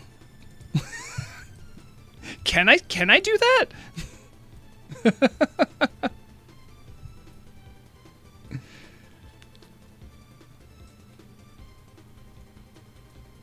All right, I'm gonna give it another cast or two here, and then we're gonna go try doing some racing over in the Shimmering Flats.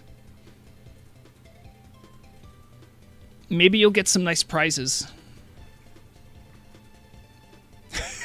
Sorry. Sinasari says, telling Torta she's wrong is how you get a bag filled with mine turtles.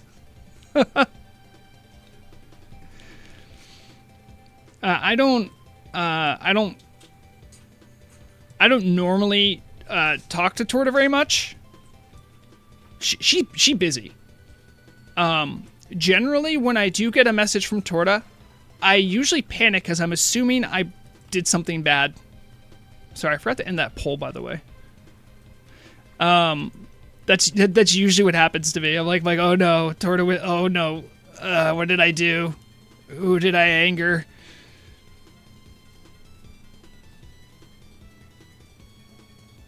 She's very understanding, especially when I made an oopsie, but...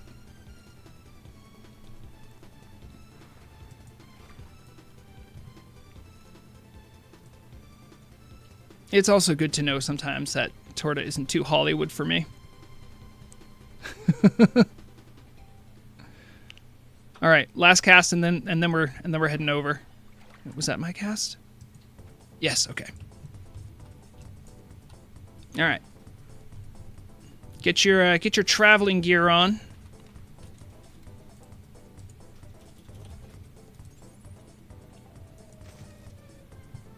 Yeah, if you see my bank, look how much more empty my bank is. I don't think I've finished this thought, but I actually went through and emptied a lot of stuff that I didn't need in my bank, and I had a lot of junk in there. I know this because I made 134 gold vendoring most of it.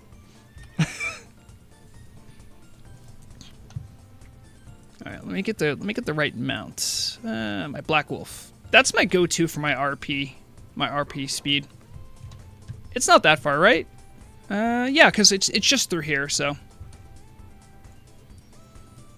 Can we pet the Torta on the way? Oh yeah, Torta is here. Hey everyone, look, Torta's right here. Or is that Tuga? No, Torta is here.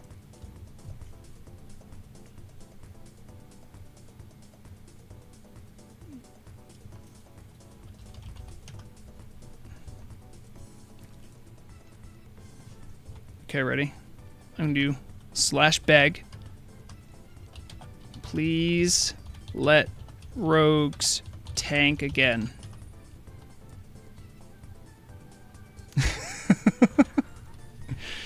It's like wishing on a shooting star.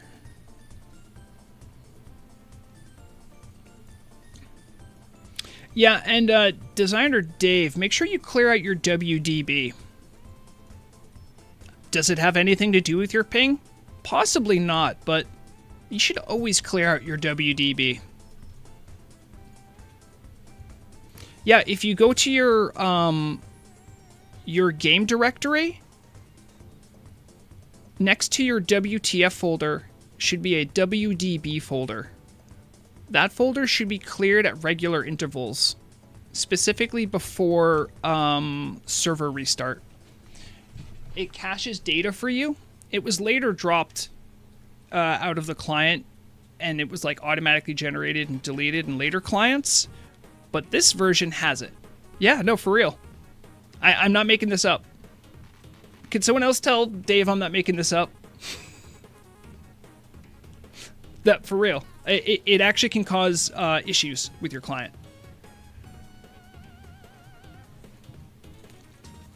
I could maybe... Well, I don't want to show it because not only that, if I showed it on my client, while I'm using my client, it might cause problems. But yes. So if you go to like wherever your exe is for your client, you go to that directory, you'll see a folder named WDB, not WTF. Do not delete stuff in WTF.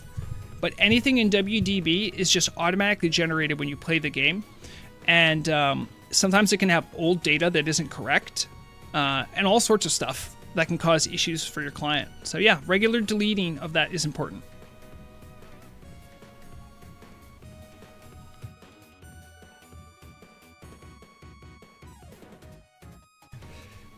And you can see, even Murag said something, so you know it's got to be true, because Murag doesn't lie. Not to you guys, she'll lie to me all the time.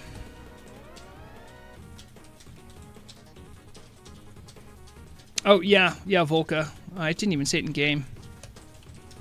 Heading to the racetracks.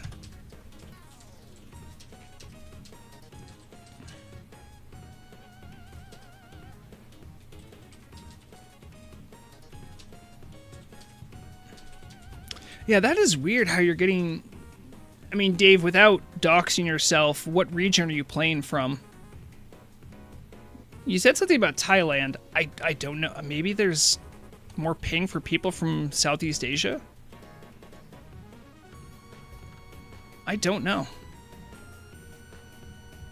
I couldn't say.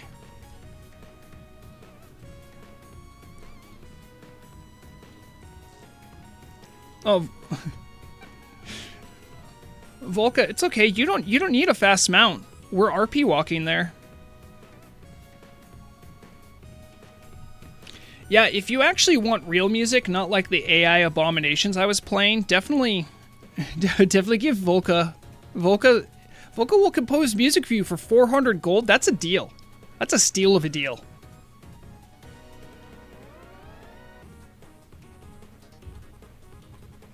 Channel Lurker says, by the way, they updated Otto in Stormguard to be part of the Syndicate faction now? Huh? Is this a thing that only Alliance people know about and I don't?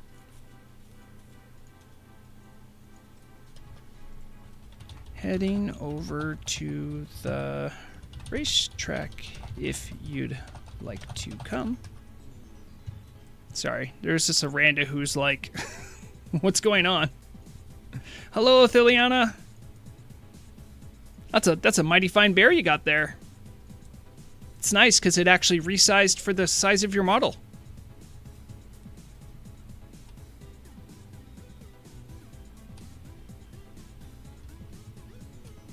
I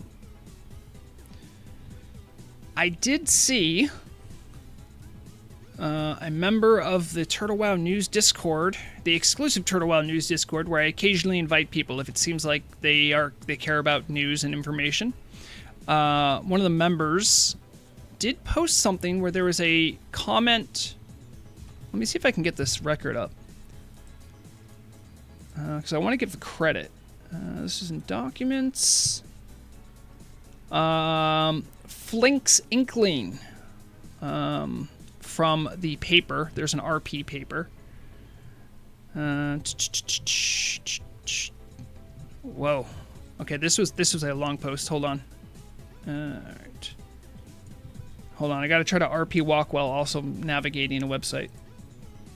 It's harder than it looks.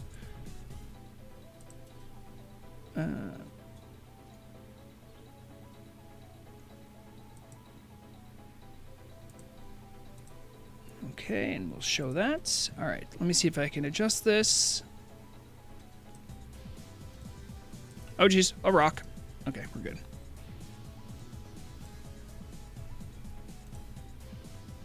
Make sure that is somewhat visible.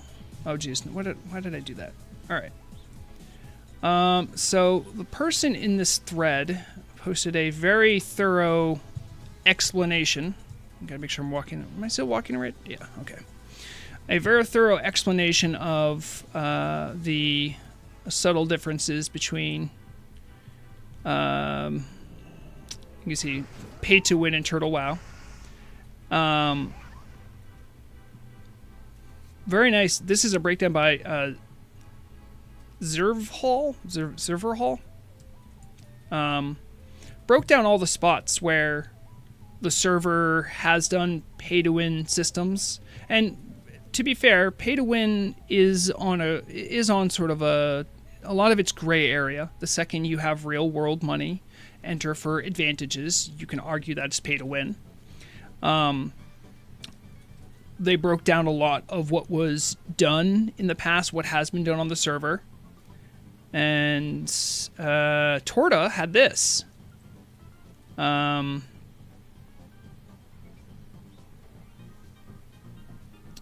Please consider that our mod project is free to play but requires significant resources, staff, and effort to maintain.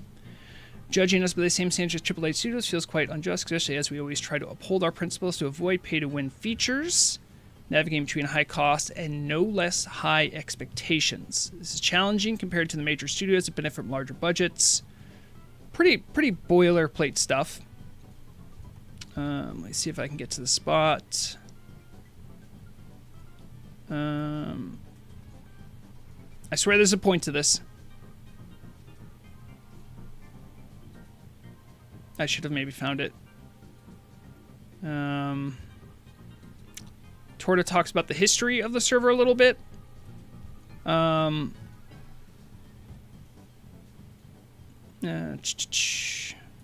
I should just... Oh, geez, we don't want... Well, I mean, everyone wants to see Obomsawin logs, but probably you guys don't. Let me see if I can find this. Egg. The egg incident. A lot of people talking about the... I said this because Ithiliana, I'm assuming you got the bear mount from the egg. But the egg was talked about a lot, and I believe Torta actually said something about the egg. Ugh. Dang it. Now I gotta find it. It's gonna... Yeah, there was something in this thread that I was trying to find where Torta said they're not going to be doing the loot box egg again, which I considered a huge win. Here it is. We have no plans to introduce features such as the egg in the future. Huge W. I'd like to think that outcry from community members, myself included, helped push the needle in that direction. But I'm really happy to hear about that from the team. I really want them to get paid for the work they're doing, but I just don't think that was the way.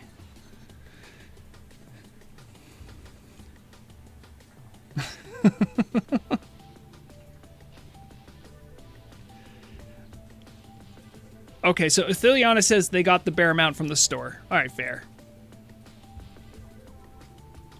I am sometimes... there is a Brograg tune. Some of you know this. Brograg does exist. He's a dwarf. He's a dwarf rogue. And speaking of other versions of Brograg, I have played a little bit on Telebim on a orc rogue named Brograg.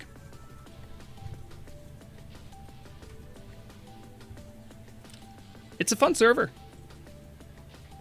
I haven't gotten to the part where I can start getting camped or killed, but as a rogue, I could probably avoid half of that. Abdulghani, that was, during my little op-ed I did, I was like, hey, have donation goals where, if we get a thing, then, the devs will put in a thing. I think that would be nice. Part of although I think that's a good way to go about it, I know sometimes it's problematic because it's well, then there's an expectation that, we have to do a thing. And then people can get upset, hey, I paid for this, I'm not getting that. So there is sometimes a problem with that kind of stuff. But I think that's a better approach than eggs.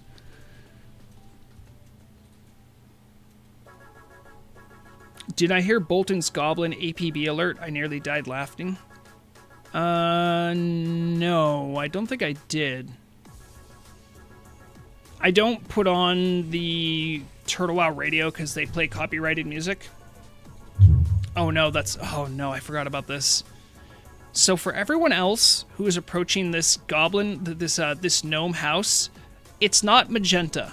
It's magenta for me, it's not magenta for you. I haven't... When I do the green screen stuff with Brograg, I go into Gnomer, and I made everything in Gnomer, all the textures and stuff, magenta.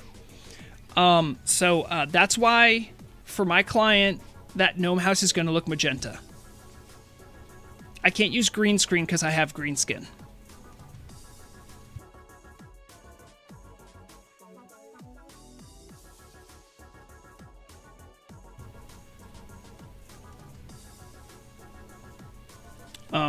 Obamsawin did have some of the... I had, turtle coins, pooled on Obamsawin, and I bought some of the eggs just because I'm whatever. I didn't have anything to use the coins on. So Obamsawin got, a cat mount thing. That's pretty cool, but, just full disclosure. Because, even I can be hypocritical to a point. Abdulghani hosting a Nixia pug for the 1-year anniversary. That would be fun.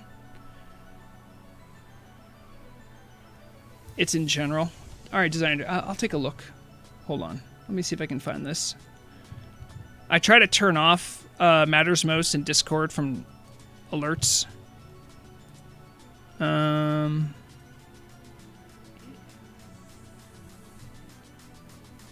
Is it Goblin Choir Funky Fire Festival? Is that the one? Dave? Okay, hold on. Let me pause the music. We'll listen to that together. Nope, don't want Audacity. Where are you going? Alright.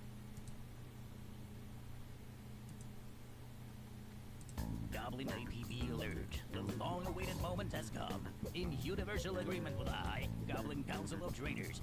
We are shorting Shellcoin. That's right. Get your shorts in now. And no. come tomorrow at 3 p.m. The scam's in. The Shellcoin's been bought. And now we're rolling out our Just Rewards. Yeah. Just Rewards for the goblins. Gobbling up that Shellcoin gold. Gobble, gobble, gobble that Shellcoin gold. Yeah. This has been the Goblin APB Alert. We now return you to your regularly scheduled programming. Oh my goodness.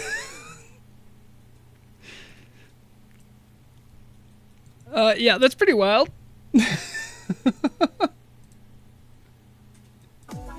Oh my god. Okay, let's put that music. All right, so for anyone who hasn't done this, you got to talk to this lady here, and then I think it's a race against time. And then you can get the gift box, and then you have to go and queue for a race. And if I remember, Morag, do you remember where you queue for the race? You have to go with one team or the other, right? Yeah. Maybe the gnome pit crewman? Nope.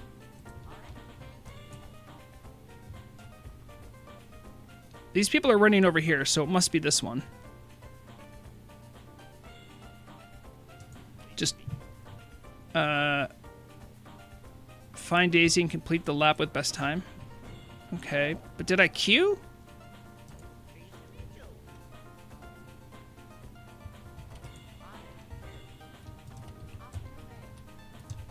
Crap. Who knows where to queue?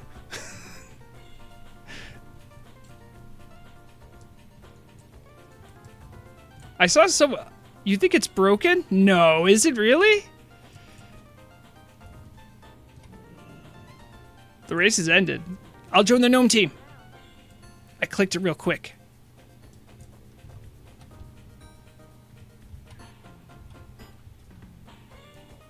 Well, I said I would join a team. Oh, I don't want to leave the race queue.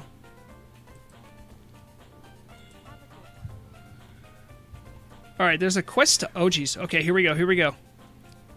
Oh, there's like... I'm just... No, no. The race has ended.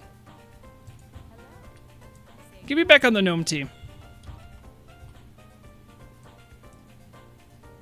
I don't know who this is. Okay.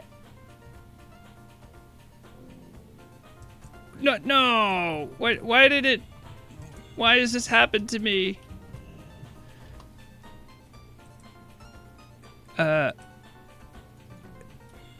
I'll abandon this quest? Okay, let's try that again. I don't want to join the gnome team. I want to join the goblin team. I like their vehicle better anyway.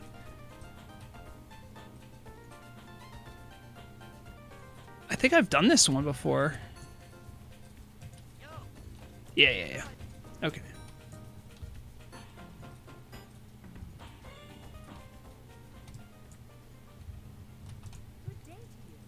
I'll join the goblin team.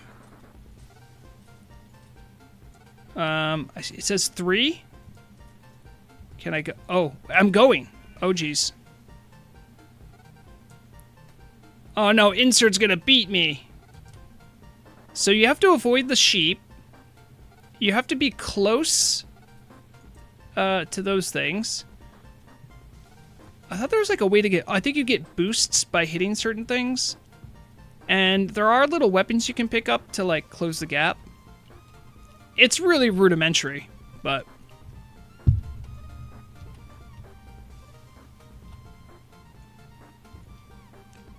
I think Insert is dancing on me. That's not nice. Come on, Insert.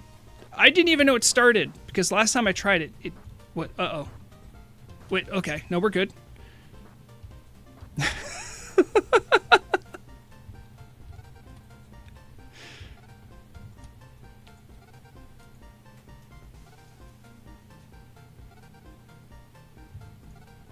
No, we're gonna take it to the limit here.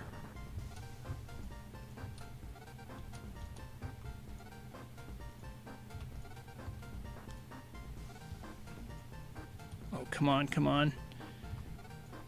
Oh, I mean, you know, Insert's probably cheating. Probably has that Paladin aura that makes him quicker. No, he doesn't. It would be funny if he did, though. I wonder if that would work. Yeah, no, this is the new Mario Kart. This is Mario Kart 11. I don't know what number they're up to. I think it's 11 now. Would be the new one. No. I completed an objective, so that's good. I don't think I won.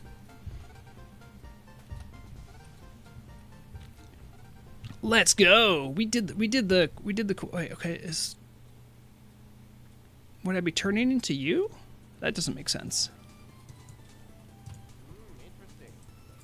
Alright, I got a gnome prize box. Not sure why, but got a Ring of Intellect, cute.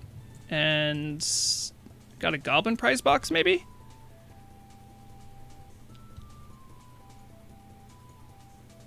I don't know how or why I got ones for both sides, but we'll take it.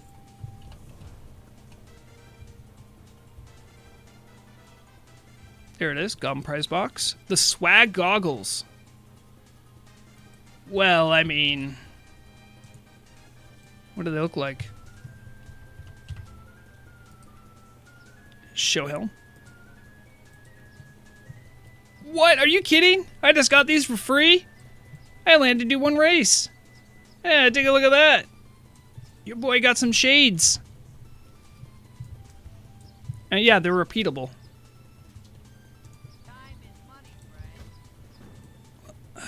Future's so bright. I need sunglasses. I was wondering where they came from. I know on April Fool's Day there were GMs throwing out these all the time, but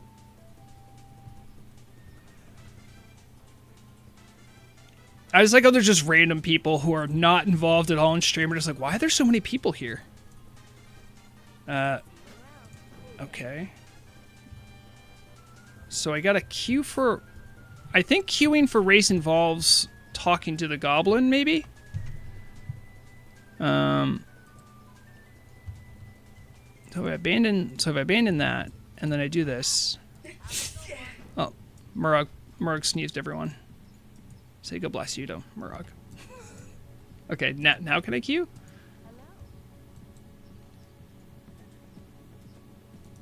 Maybe this is the queue timer? I don't know how it works, everyone. But I know I just somehow got sunglasses. Murag, everyone's saying bless you in chat, and that's really nice of them. Sneeze reveal. Oh, you can't. Oh, right. So you can't race when there's a race happening. Okay. I did think about maybe using this as a spot for the celebration. It would be interesting. The problem is that there's too many races going on. But it has bleachers, which is something I've kind of wanted. I feel like bleachers are kind of important to like have like a show. Okay. All right. Well, let's talk about the pink house. Okay. So when I do machinima, the way I do it is pretty much like this. I get into my costume, right? I zoom in, I Alt-Z, and the background is magenta. Then when I go into editing, what I do is I color key out this shade of magenta, and then I stitch it together with other stuff. I didn't change my client to not have all of gnome things be magenta, so that's why this house looks this way. To answer Lax Elves' question.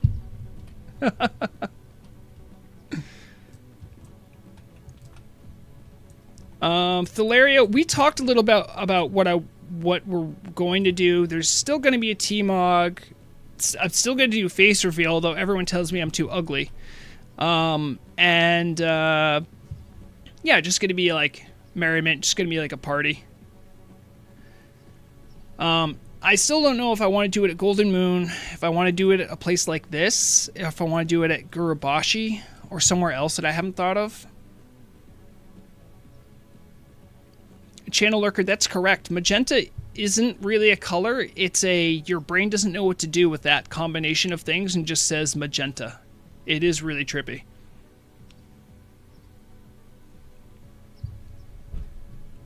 I'm glad you think it's really cool to vandalize gnomish houses, but is it this cool?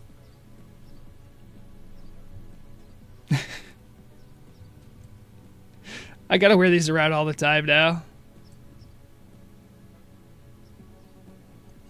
Where is Atheliana? Where is Thunderhorn Clan's base? Is it accessible to low levels?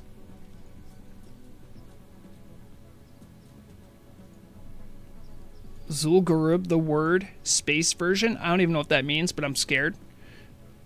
Oh, okay. Sorry. Yeah. I don't want to have to I would have to get slave warlocks to summon people.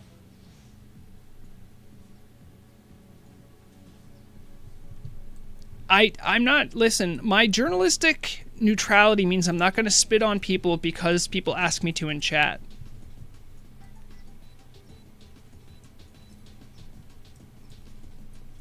Sinasari, yes, I am very old. What did this man just say? Spit on a gnome? I don't even know the gnome.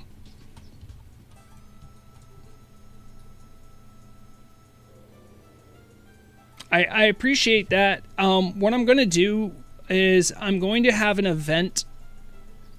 I'm going to have an event page in the Turtle WoW Discord with people to sign up if they're interested.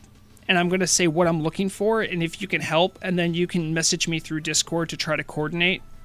It's going to be normal stream time. I'm going to have off stream time for people to sign up for the transmog competition beforehand.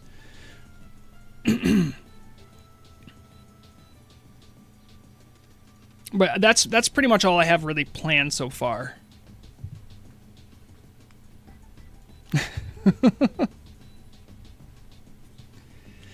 Yeah. So I'm going to wrap up soon, but if you're at all interested, I want to remind everyone that in a little less than an hour, over at Hawk's Vigil, which is here in Wetlands, the wedding that I shouted out in the news is happening. So if you have some formal clothes and would like to attend and celebrate an RP wedding, something I haven't been to, that will be happening in an hour. If you'd like to go, I'm going to show up at least on Vrograg. I thought maybe Obamswin just because she has a pretty dress, but... and it is marginally safe for Horde. Take your time, don't walk through guards, and you should be fine. Also, if you want a little help getting there as a Horde, whisper me in half an hour, and I can kind of guide you in a group if you need be. If you're looking for formal clothes, if you're Horde, go to Undercity and look for Serendipity's Boutique. They have lots of formal clothes to sale. If you just want a tux or something basic, just ask a tailor. Those would be a lot cheaper. And if you're Alliance, there should be a Serendipity's Boutique. I think it's in the Park District for you guys, and also has formal wear. According to the betrothed, I think the meta gift is a donation to the, I think it's Silver Crusade Guild Bank Fund. If you have anything RP in mind you'd like to give them, you can do that too. Remember, there is gift wrapping paper you can make, or you can grab from a general goods vendor. And if you have something thoughtful you'd like to give, you can do that too. But yeah. Maxim, if you're looking for it in Undercity, it is... Hold on, I'm gonna... Okay, Undercity... I believe it's somewhere around here. This is where the tailoring trainer is.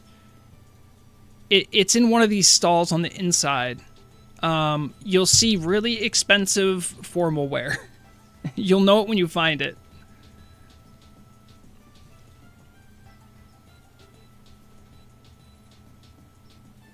Yes.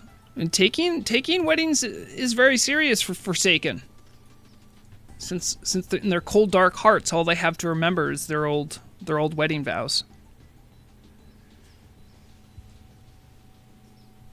And Red Handed said it's basically the first left in the Park District in Stormwind. If you're interested and you're on Alliance and need some formal wear, I of course have a tuxedo. I might go for something a bit more flashy.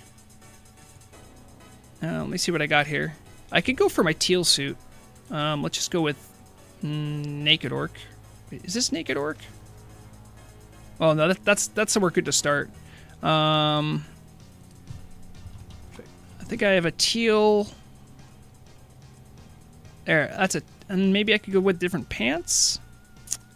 I think I have some formal looking pants. Might have to change up my boots a little bit.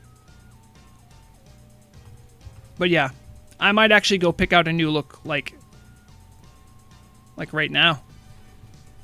Hold on, are there any... Okay, you're not the right faction of mage.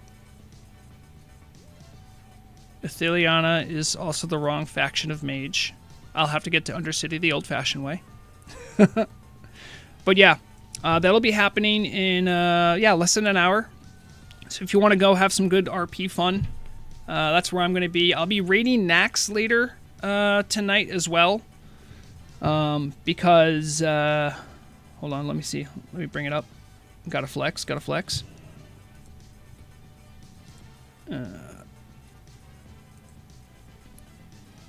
This is the log from AQ40 this week. That's all bosses. What do you think about that? Devs, don't look. Don't look, devs. If you're a dev, it's illegal to look at this. But what do you guys think, huh? Elemental? Yeah? The only one I think I consumed, a lot of other people didn't consume. One I'm really proud of, though, is it this one? Yeah. That's the one. That's the one that brings home the bacon right there. Battleguard Sartura. Chain Lightning goes burr when there's like 2 to 3 targets to hit with Chain Lightning. Look at those mages. They can't even get it together. Look at this. Oh, look. Oh, Ignite wasn't good enough for you guys? No? Not good enough? No? Casuals. That's enough from the sweat corner.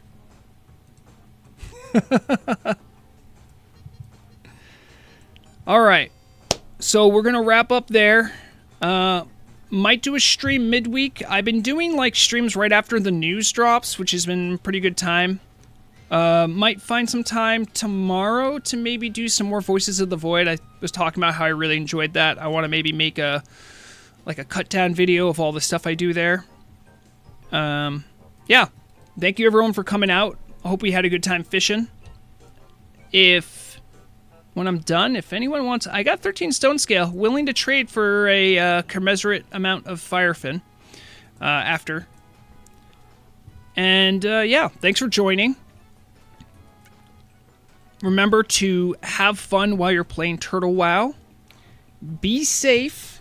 And as always, remember, the deadliest weapon is knowledge.